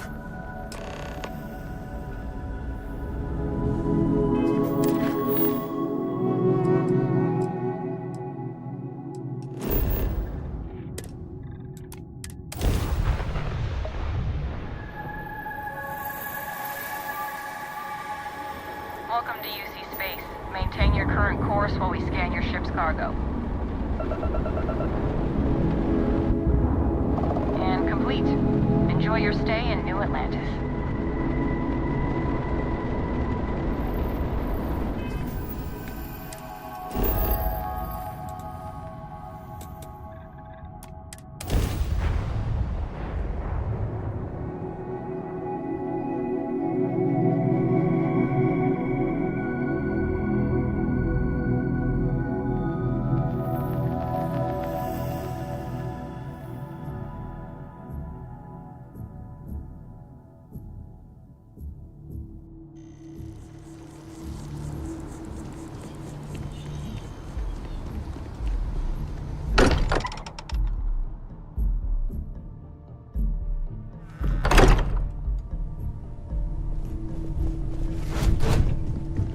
on me.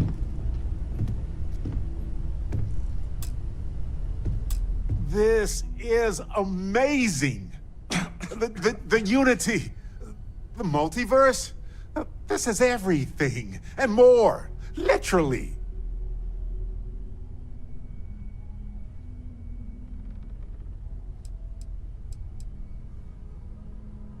No kidding. Think of the dissertations. Boundless topics, no bounds. Except the books, they're bound. This explains so much, though. They're disorganized, petty, weird, and also deeply fascinating at the same time. Because they are just people. We never rule that out, but it feels so good to know we weren't fighting against robot alien ghost gods or something.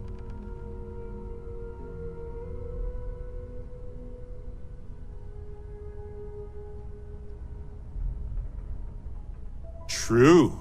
We need to approach this critically and carefully. We can't just jump in.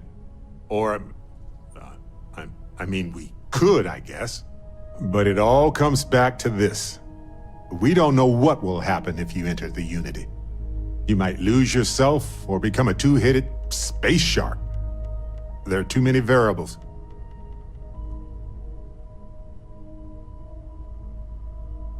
What?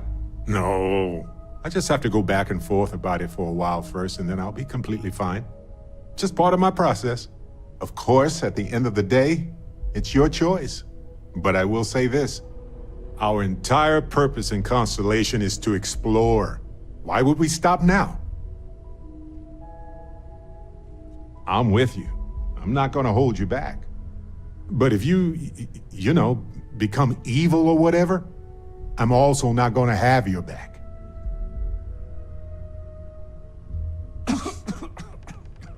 Anytime. The possibility of turning evil aside, I appreciate you taking the lead on this.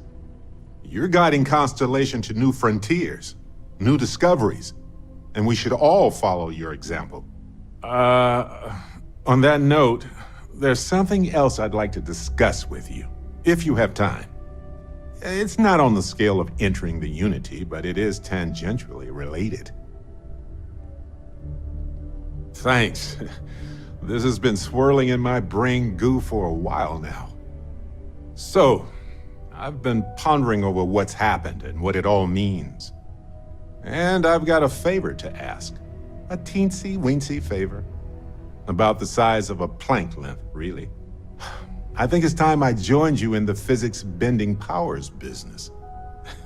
See if one of those temples works for more than just you. Marvelous. I'm glad you're as gung-ho about this as I am. As it so happens, I've already talked to Vladimir. Seems our eye in the sky is back up and running. He sent me the coordinates for the temple already. We just have to visit. I know now isn't the best time. I need to talk with you later. Your safe return to the Lodge will please the other members of Constellation. We've always as much as I love uncovering new questions, I wouldn't mind a few answers now and then. Stay safe, okay? I'm expecting big things from you. Hope my employees don't give you too much trouble. Good to hear. I figured as much. See, I just finished looking over the final design they sent over before you arrived. I've got to say, it's certainly interesting. They managed to cram just about everything they could into it. Honestly, I don't think it ever occurred to me to do something like that. I'll be honest with you. This is the most expensive ship we've ever made. But I'm confident we can set a price point to make it work. I'll be happy to make it my new personal ship. Additionally, I want you to have one of the first off the assembly line for all of your hard work. Feel free to pick it up at the Star Yard. Thanks again. It's good to be on the boat. Lives get stuffy sometimes.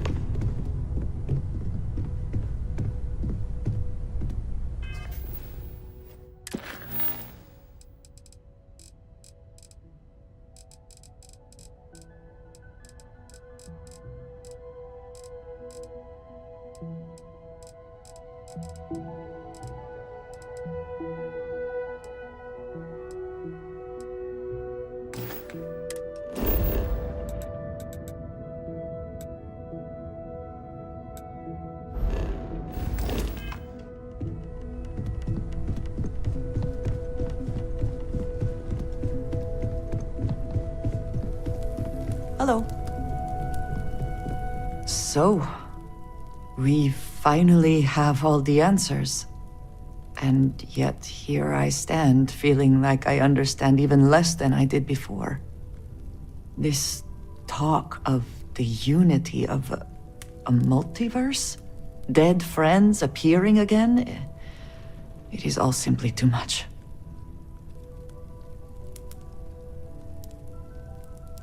Does it?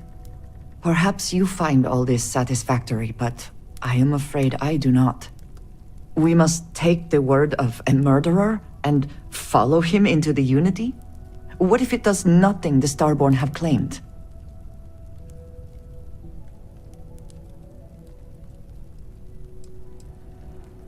So you would just step into this Unity based on what? Feelings?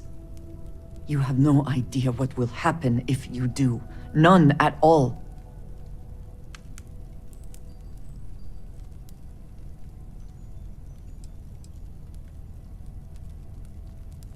When we started this mission, we had no idea where it would lead. That we would lose people along the way. If we had known, would we still have been so keen to get here?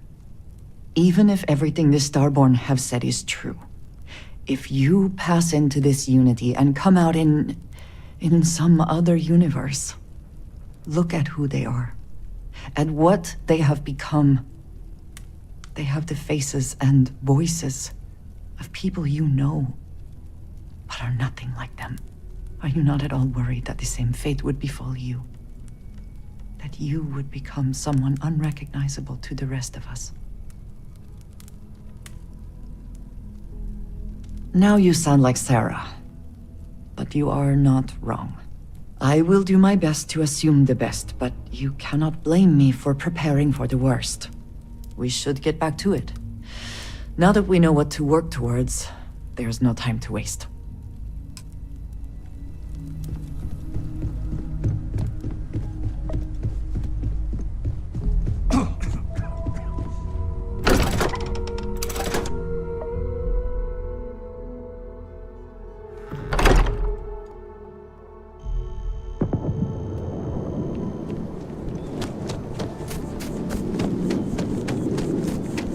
Problem?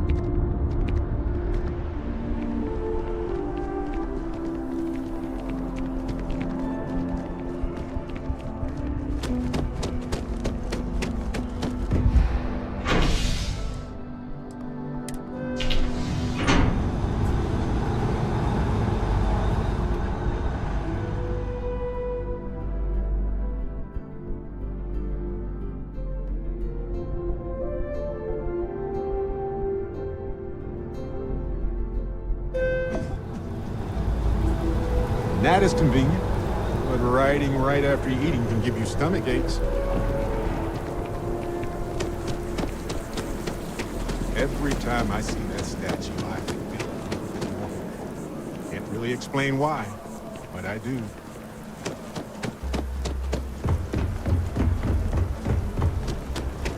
People joke. It's good to be home, right? Okay. Scan me. Need some work done? Hey, what can I do for you?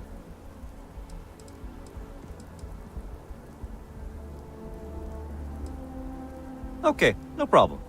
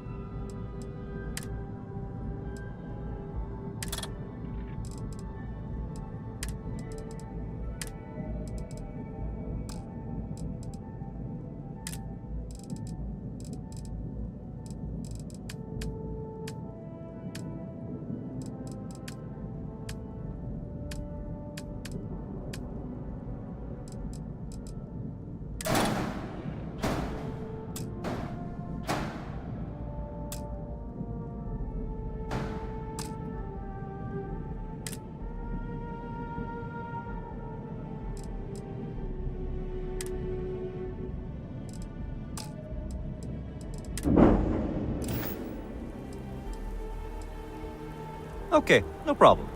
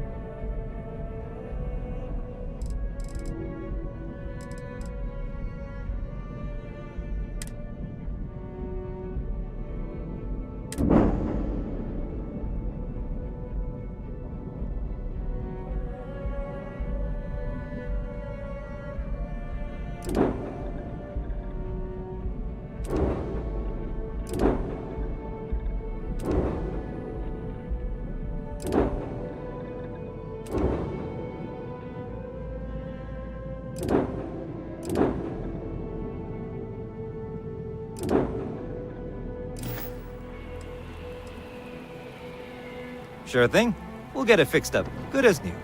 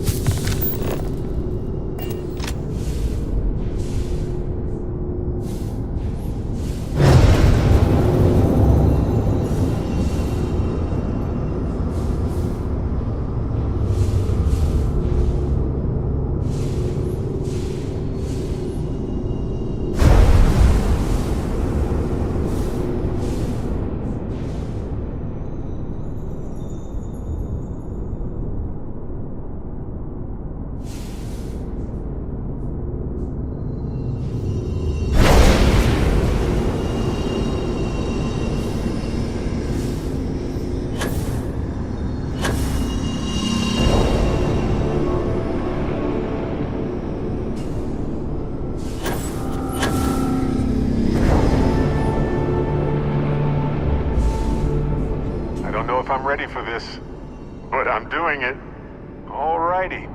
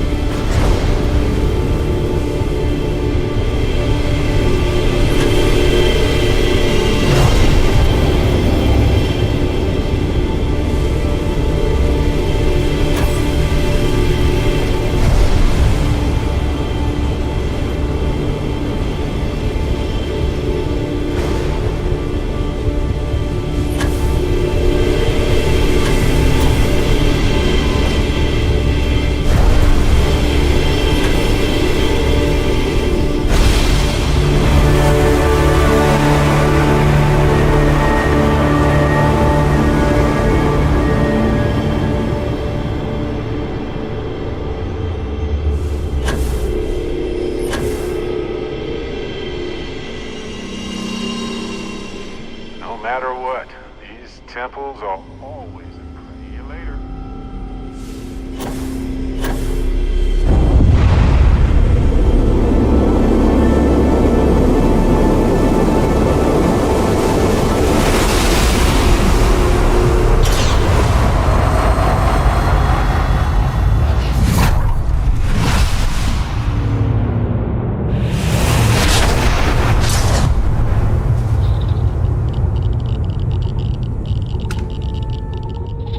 Somewhere between alien and human. Hello, universe. A peculiar mixture of This is extraordinary Barrett. and practical. Turning your call.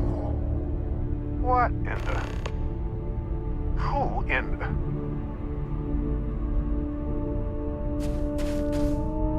Whoa. Hello, handsome.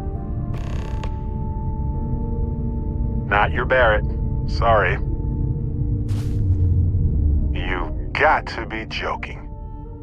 Nope. Okay. Skipping the initial shock of it all. Agreed. Not worth it. Forming a hypothesis.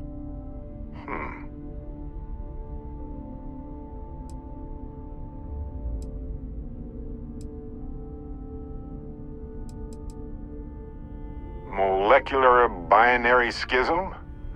Temporal twinning? Group hallucination? Don't forget the fluctuations in the energy patterns, which align almost deterministically. Harmonized vibrations, distorting some mechanical barrier between neighboring universes? Impossible to know with such a minute subset of readings. We need more data. Obviously. Whoa there. Sustaining this connection requires a lot of concentration. Is this permanent? You will eventually monitor the energy fluctuations and agree. But no, this is unusual. I could study this forever. Irvin told me to just enjoy it and collect data on the side for later. And I'm glad I did. Irvin? He's with you. He's... okay? By the tone of your voice, I'm gathering some things in our lives might be a bit different. Is he happy? Yes, he is. Our daughter pilots the ship after Vasco was destroyed. But otherwise, we've survived the war well.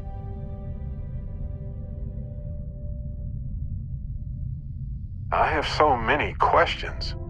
I wonder how many paths I've taken, we've taken, how many variations, how many ended with heartache and how many with joy. I think about that all the time. Wait, what's that noise? Starborn ship. We can handle this. On it.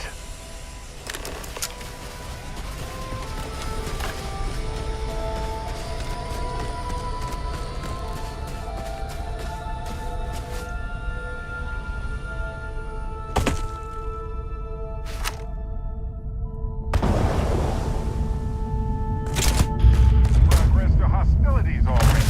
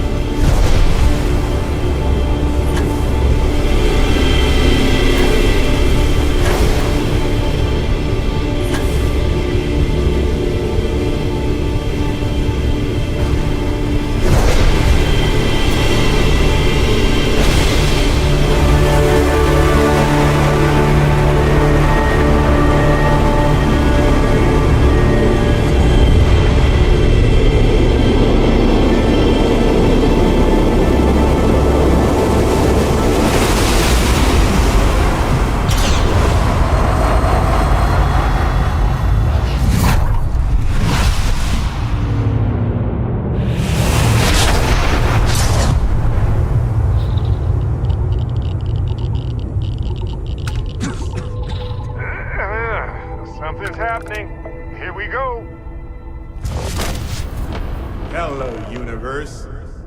This is Barrett, returning your call. What in the... Who in the...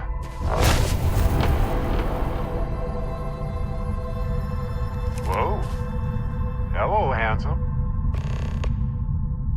Hello there. I'm Barrett. You've got to be joking. Nope. Okay. Skipping the initial shock of it all. Agreed. Not worth it. Forming a hypothesis. Molecular binary schism? Temporal twinning? Group hallucination? Don't forget the fluctuations in the energy patterns, which align almost deterministically. Harmonized vibrations, distorting some mechanical barrier between neighboring universes? Impossible to know with such a minute subset of readings. We need more data. Obviously. Whoa there. Sustaining this connection requires a lot of concentration. Is this permanent? You will eventually monitor the energy fluctuations and agree. But no, this is unusual. I could study this forever. Irvin told me to just enjoy it and collect data on the side for later. And I'm glad I did. Irvin? He's with you. He's... okay? By the tone of your voice, I'm gathering some things in our lives might be a bit different. Is he happy? Yes, he is. Our daughter pilots the ship after Vasco was destroyed. But otherwise, we've survived the war well.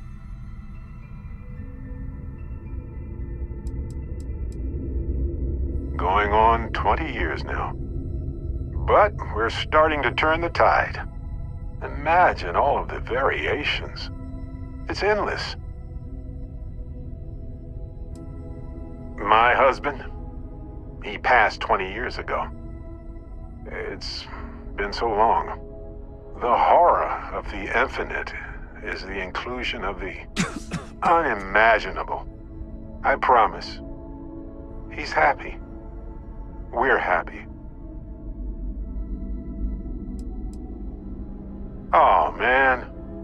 I only hope the new one we're building is just as salty as the last one. Amazing. Sounds like you don't have a daughter here, I take it. No, we talked about it, but no. We named her after Aja, my mentor. She died in the crossfire between the United Colonies and the Freestar Collective decades ago. For me, Irvin died instead of Aja in that crossfire. She's best friends with Cora, and she's smart as hell. Of course she is. I have so many questions. I wonder how many paths I've taken, we've taken, how many variations, how many ended with heartache and how many with joy. I think about that all the time. Wait, what's that noise? Starborn ship.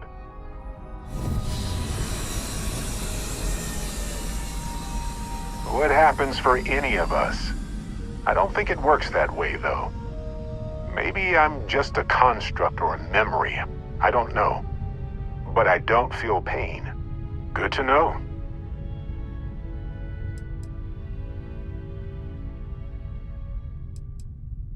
We can handle this. On it.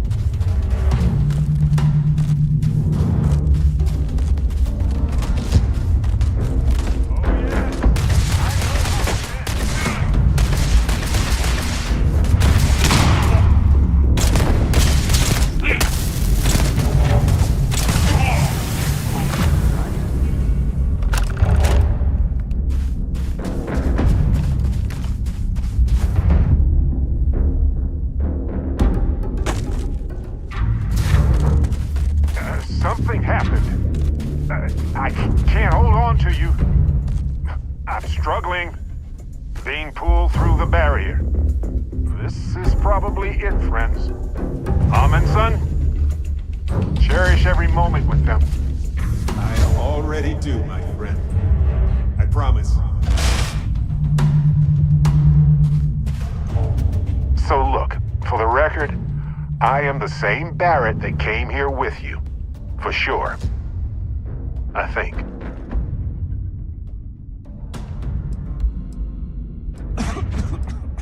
Is the ship my secret lair then? I guess? I would have preferred something with more seating, and maybe a fireplace. Something cozy. Oh well. Hey, at least I didn't pull an army of knees out of thin air, right?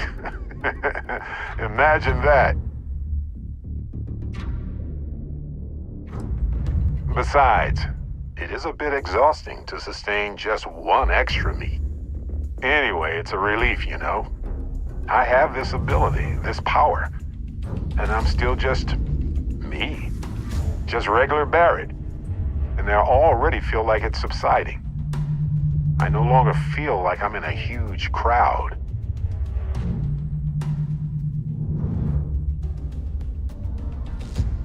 I thought so too.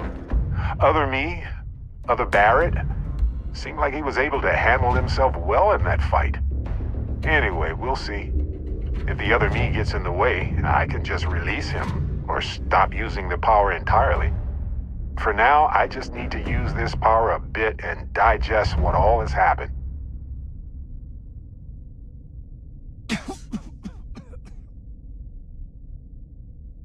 That's pretty exhausting, really. So I might only do it when I feel like we could use backup. For now, anyway.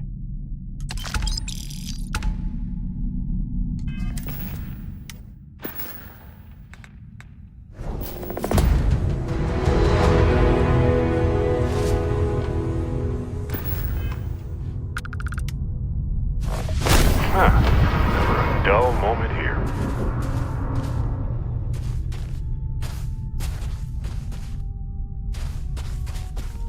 Need something? Okay. Right.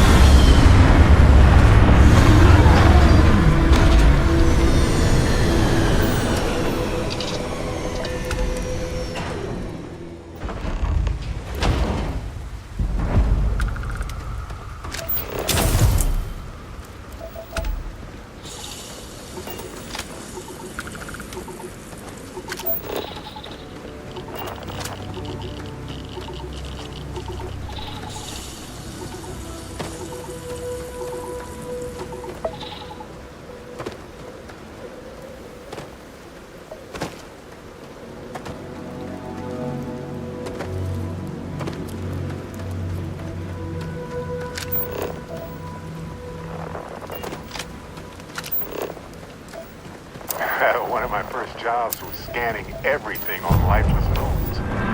Boring? Peaceful as like it.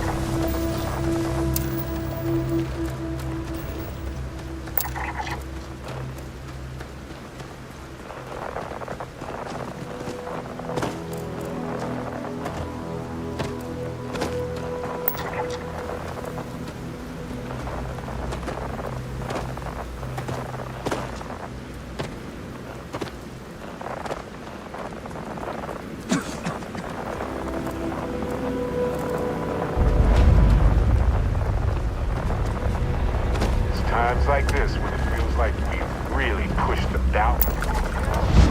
Love it.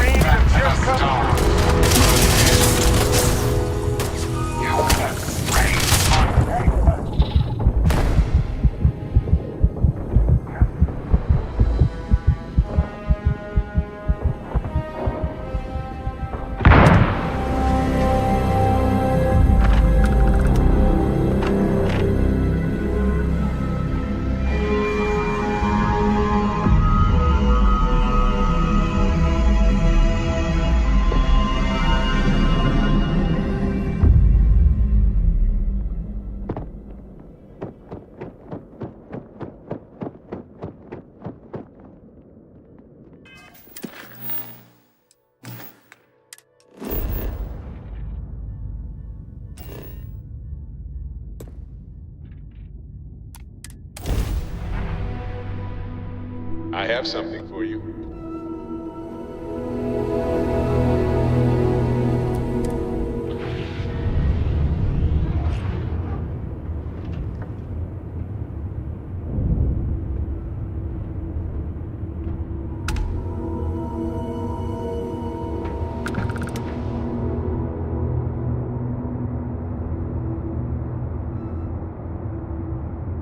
Good to see you.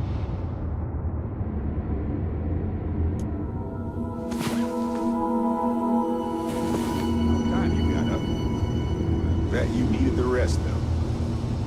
Here, I got this for you.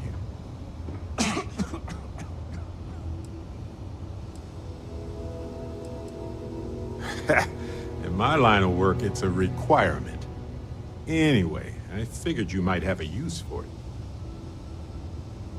My pleasure. If I see anything on our next expedition to a planet, then I'll hang on to it for you.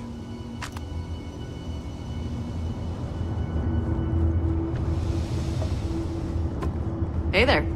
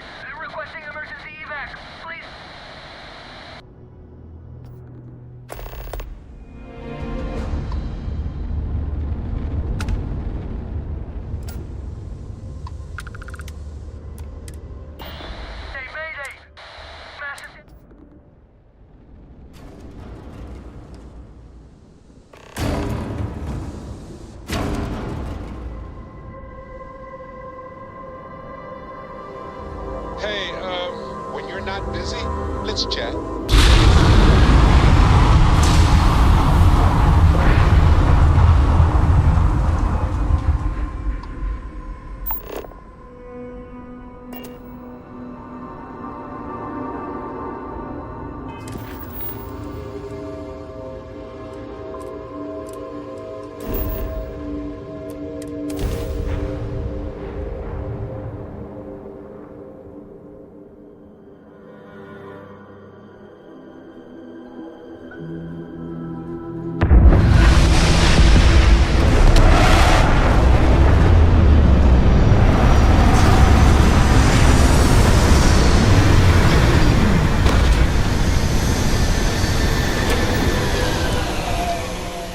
Every ecosystem. Hey, when you're not busy, let's chat.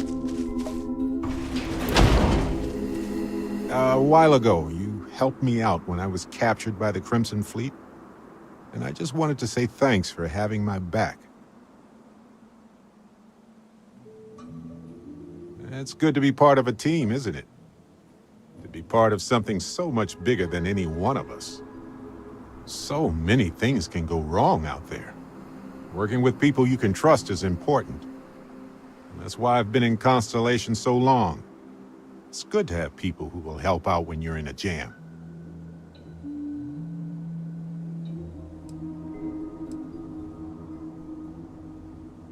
Just wait till we get matching shirts and start having official cookie days. I'm guessing gourmet chunks days are out of the question then. Don't worry, I'm just joking. Constellation is so much more than that. Speaking of which, Constellation has its ups and downs. It can be hard. Trust me, I know.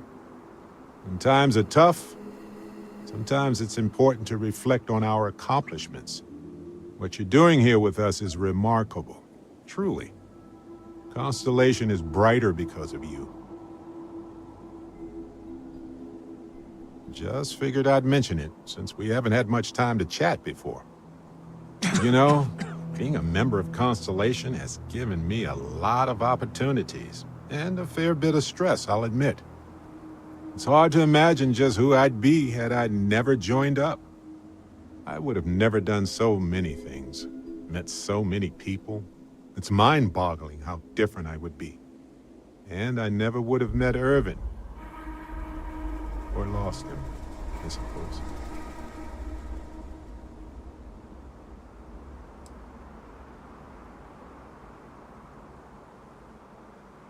Statistically, that's certainly accurate, but it's not that much of a comfort. Irvin's been gone for over 20 years. Strange how memories can pop up when you least expect it.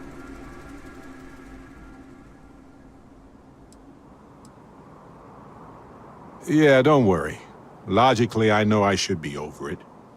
But I'm not, and it's gotten worse lately. I've ignored my feelings about Irvin's death since it happened. It's time for me to confront it. I'm just fortunate that Constellation has been a supporting home for me since Irvin died. I mean, where else would I get to dodge space pirates and discover new planets? On that note, I think I'd do well to distract myself with a little adventure for a bit.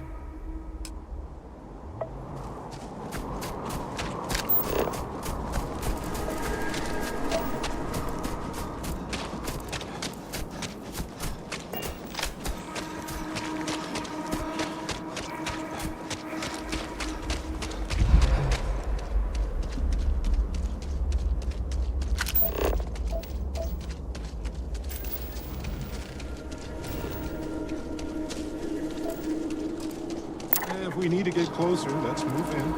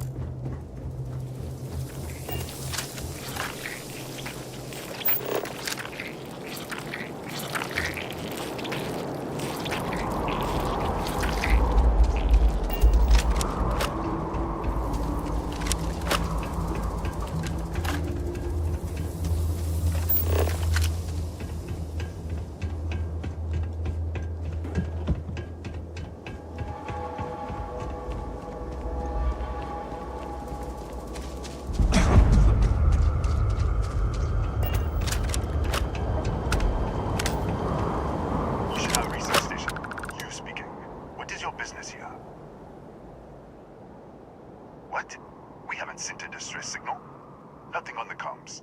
No other ships in the system since our last supply drop. Look, what are you trying to pull here? Really? The High Energy Research Lab? Alright. I don't know what's going on here, but you should talk with the director. For security, I'm going to have to ask your friend to wait out there. Once inside, stay with me and don't make any sudden moves. I'll get the door. Welcome to Nishina.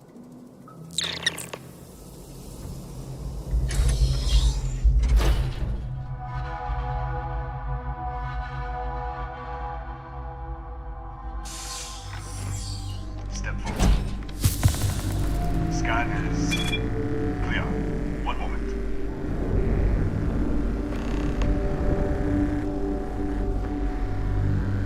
Attention all. I am declaring a cordial. All sections are now on lockdown. Senior staff, Protocol Delta. Use out. There. Be right with you.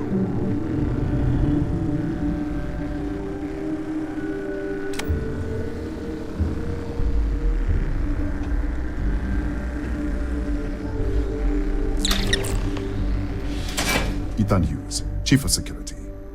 If you'll follow me, I'll show you to the director.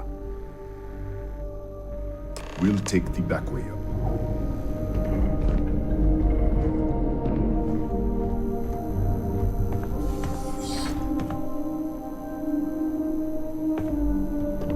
Here, you can see our lovely storage area. Don't touch anything.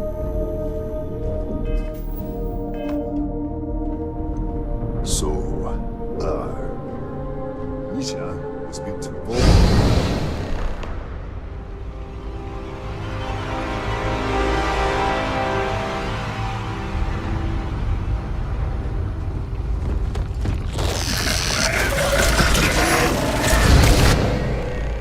What the?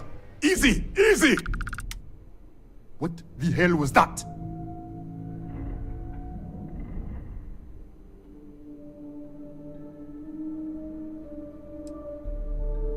What? 1 minute you're following me, and then you're just gone. Minute later, you pop in out of nowhere looking like you were in the middle of a fight. But there's nothing here. I should have never let you inside. What is this? Some kind of stealth tick? Who are you working for?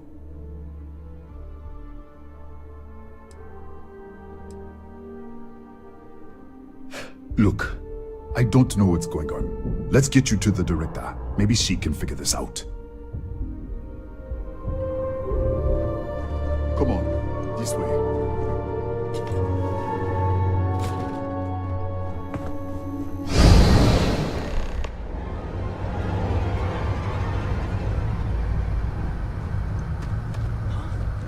Who's there?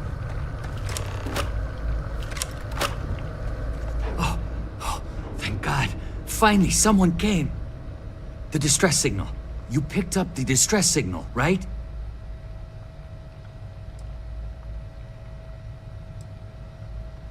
Yeah, I know. I wouldn't have made it much longer.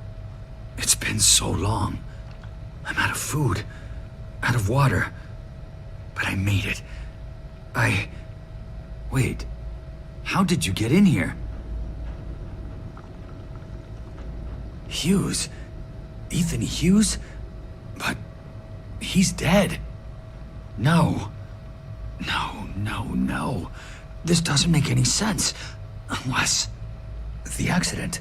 Maybe this is a side effect of the accident. If the probe is still feeding power to the distortion, then...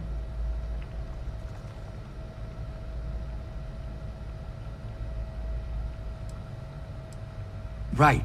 We were studying a gravitational distortion. 3 months ago, I was calibrating an experiment in our high-energy research lab. There was an accident. An explosion. It caused a gas leak. Sparked a fire. I was trapped in the control room. There was nothing I could do. They're all dead. An artifact? You mean the metallic Disappear! We should... Wait. He's back. All right, we're on our way up. Who's out? I was just filling in the director. Let's keep moving. If anything happens, the director's office is on the second floor in the building. You can't miss it.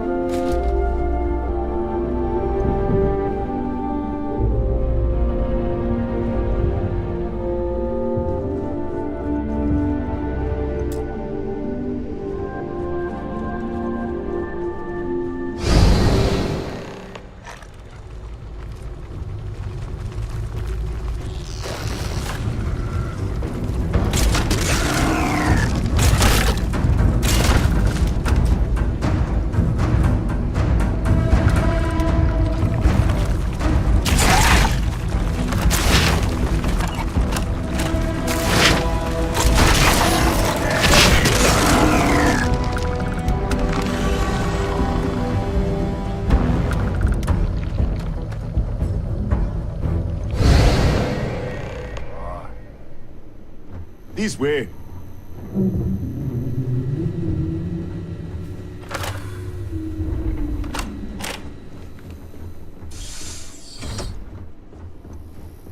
Come in. Kaya Patel, Research Director. And this is our Chief Scientist, Maria Hughes. Ethan said you disappeared right in front of him. Twice now? 3 times? Director, you can't be taking this seriously. Look, I don't know who you are or what you're doing here, but there has to be a rational explanation for all of this.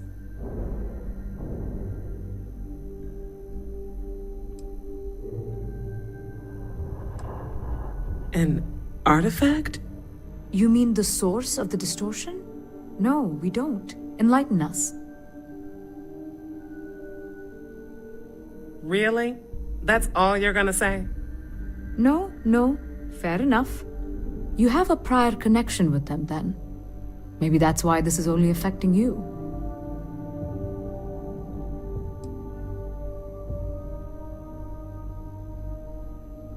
That is quite a claim. What makes you think that? Tell us about this other universe.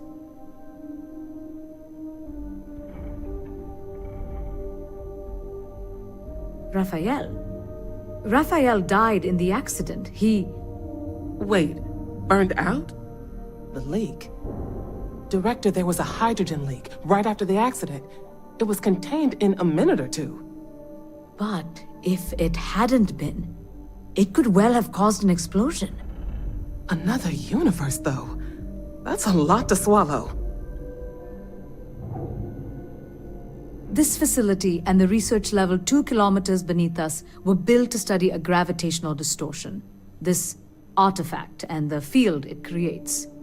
3 months ago, our chief engineer, Raphael, was calibrating an experimental probe when something went wrong. We still don't know what happened. There was a series of explosions, and somehow it's still running.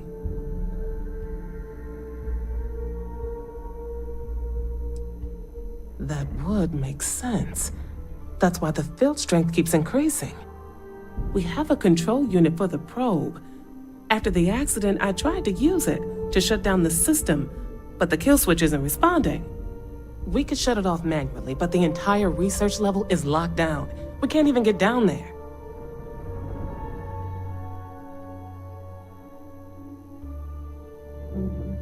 How? I told you the research level's locked down. We can't even use the damn elevator.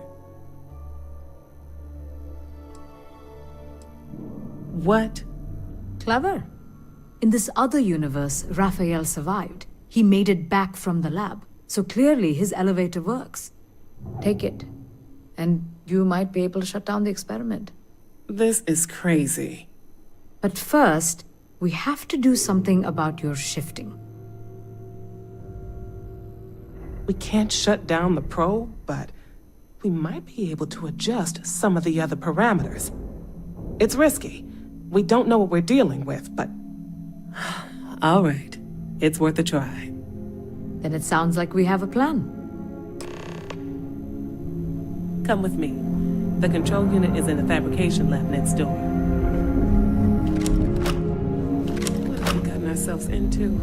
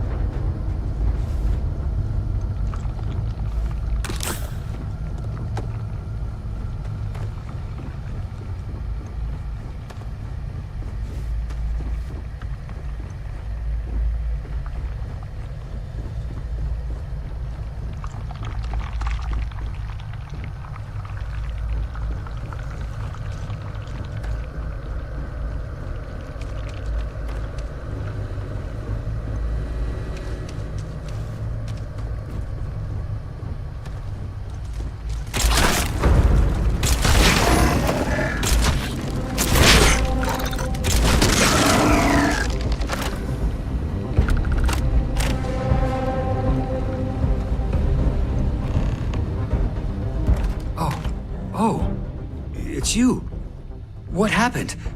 You disappeared, and the ceiling caved in, and...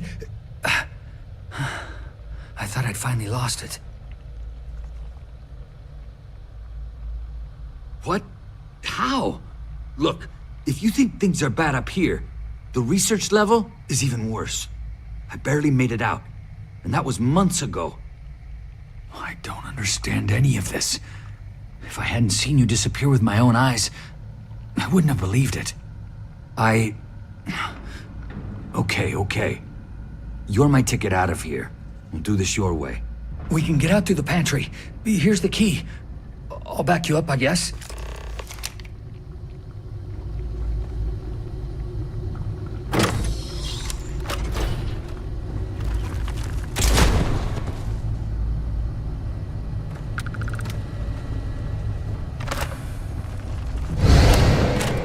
What the?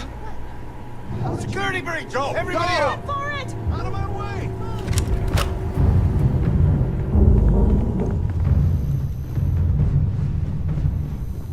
Hey.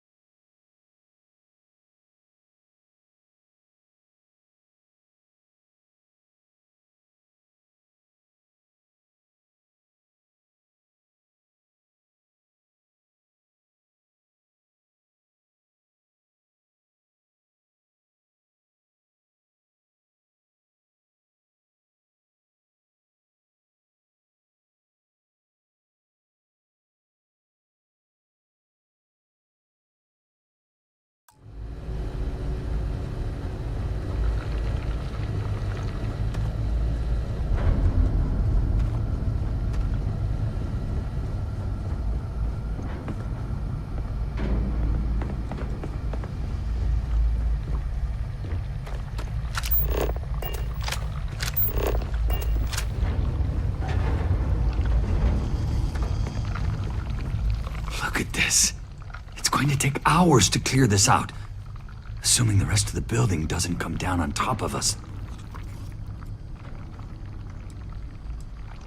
How should I know? You're the one who keeps winking in and out of existence. I just want to get out of here. Go do whatever you're going to do.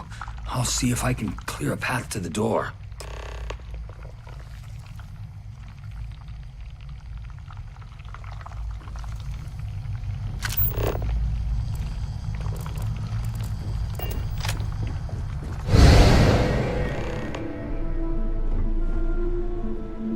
What? Oh, it's you. You realize you just broke into my locked office. So much for security protocols.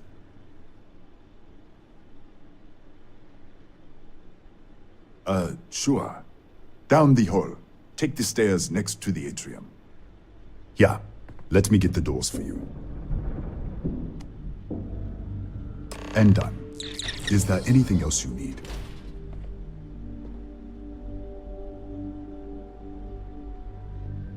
The Cataxi in the other universe. Uh-huh. Wow. I've got an experimental thing one of the engineers put together. But...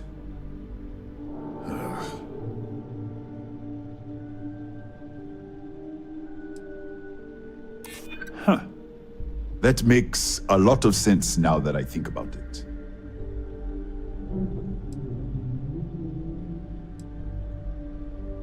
I'm glad you understand the position I'm in here. All right. Yeah. It's never been field tested, but all yours.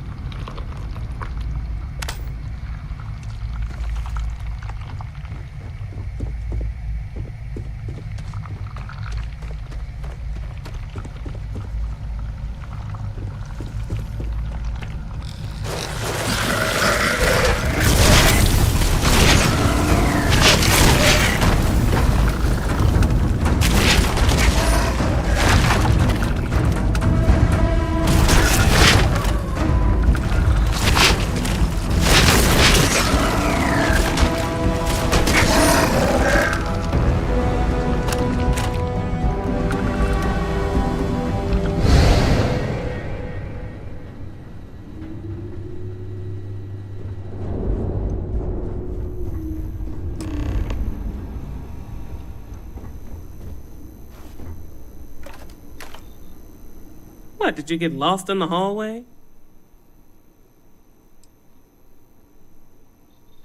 Right.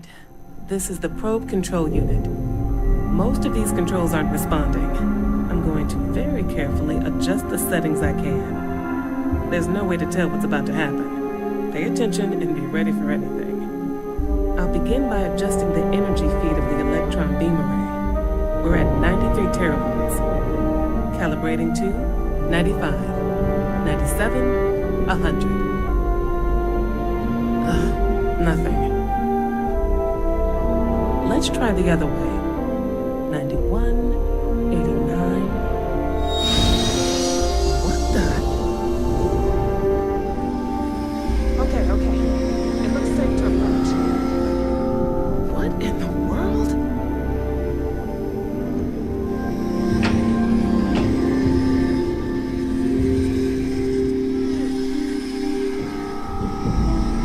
It's a micro-distortion. Flux pattern matches the distortion in the lab. The setting is just exposing it somehow. Step into the distortion, please.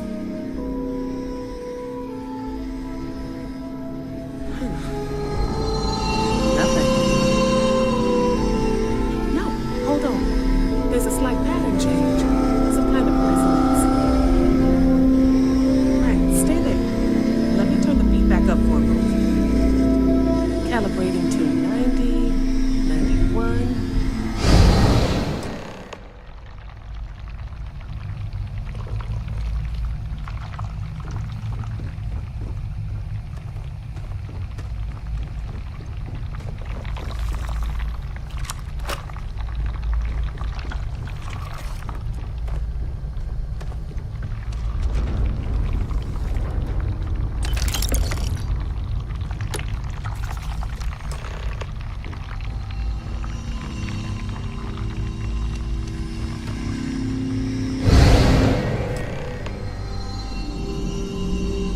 What happened? Are you all right?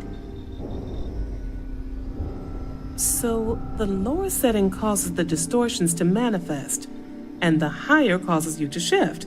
That seems promising. Keep it on the lower setting until you want to shift, and you should be able to avoid any more accidents. I'd give you my control unit, but it looks like you already have one from the other universe. Love to take a look at that when this is all over. Right? If you can get down to the research level, you need to make your way to the high energy research lab. Disengage the power interlocks, then pull the emergency shutdown to stop the probe. That should finally put an end to all this. Oh, and before you go, the director wanted to speak with you. It really is just down the hall.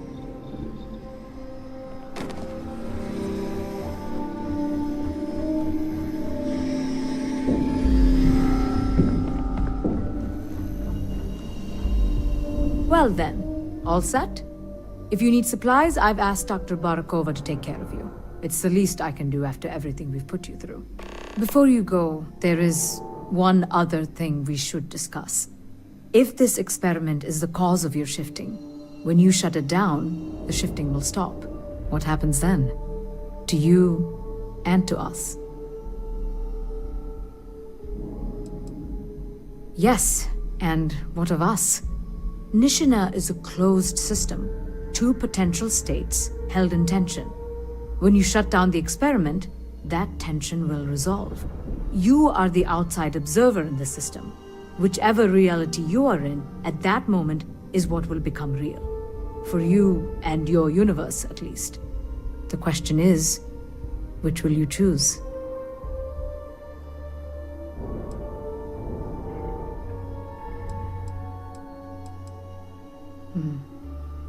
If this were a choice between my life and Raphael's, I would ask you to save him.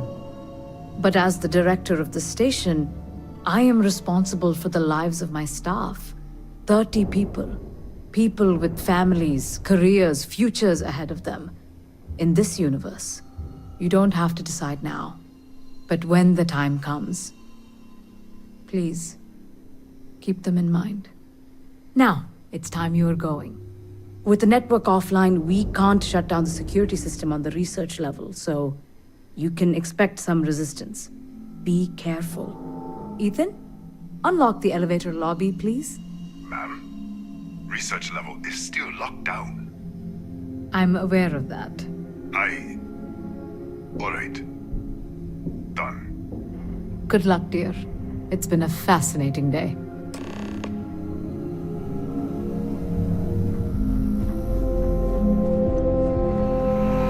Don't touch them.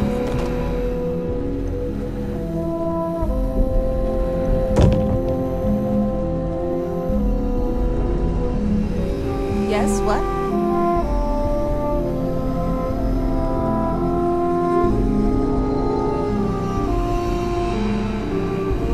Howdy.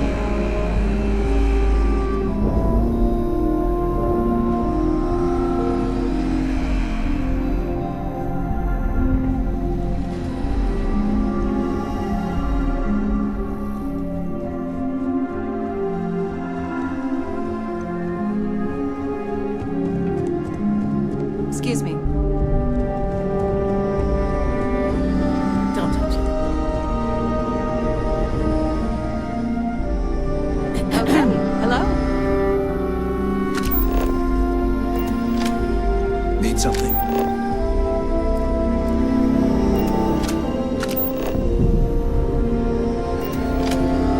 Pardon.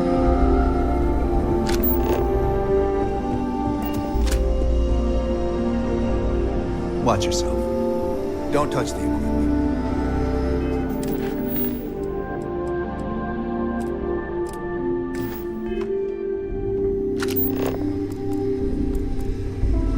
Don't touch it. Howdy.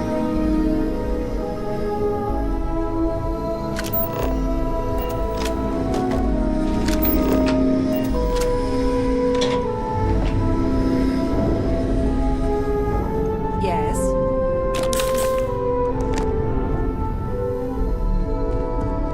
Excuse me.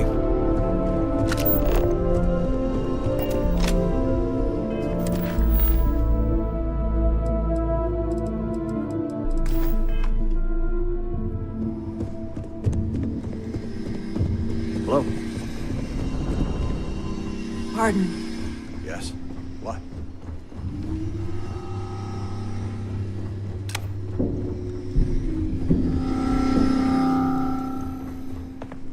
Hey.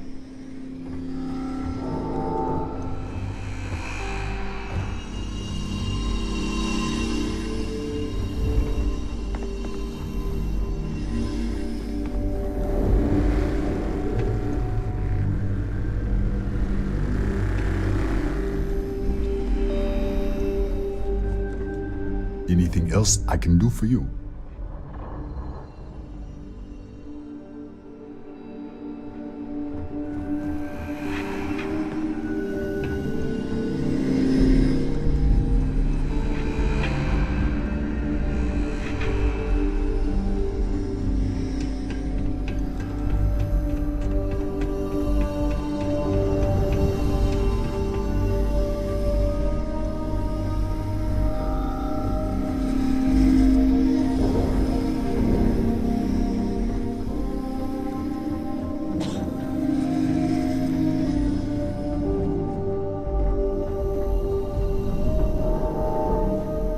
Did you need something, dear?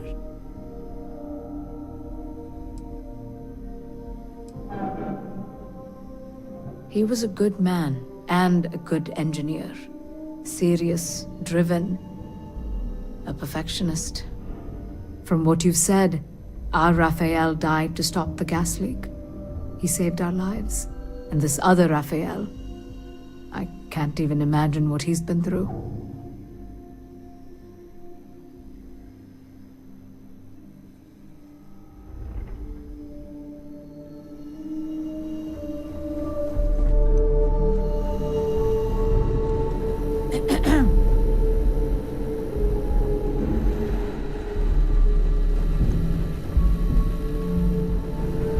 Okay. Hello? Pardon. Need something? Watch yourself.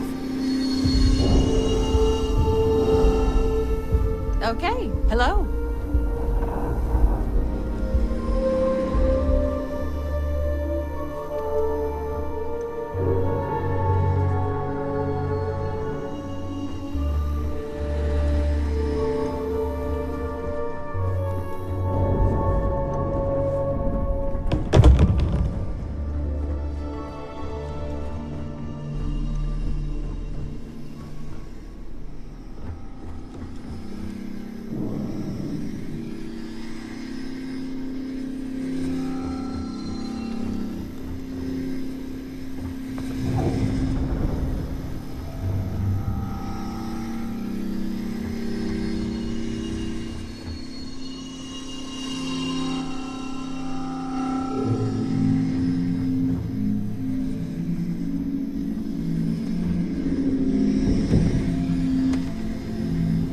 Tatiana Barakova, station's doctor.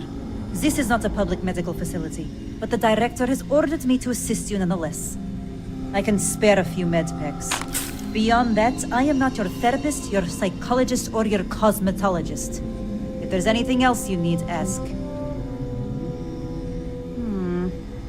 What happened to you? Here, let me take a look. Fine. Have a seat. Let's get this over with.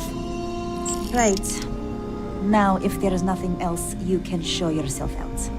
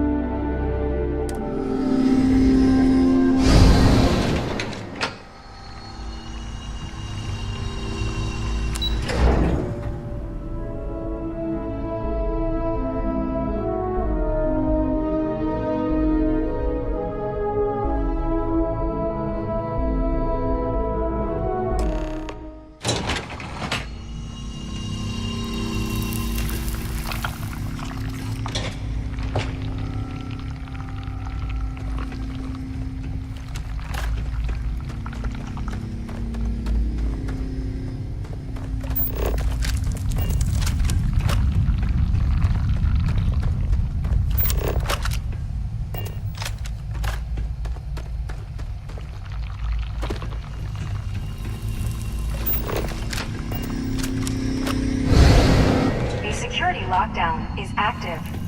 Emergency override controls are available on designated security terminals.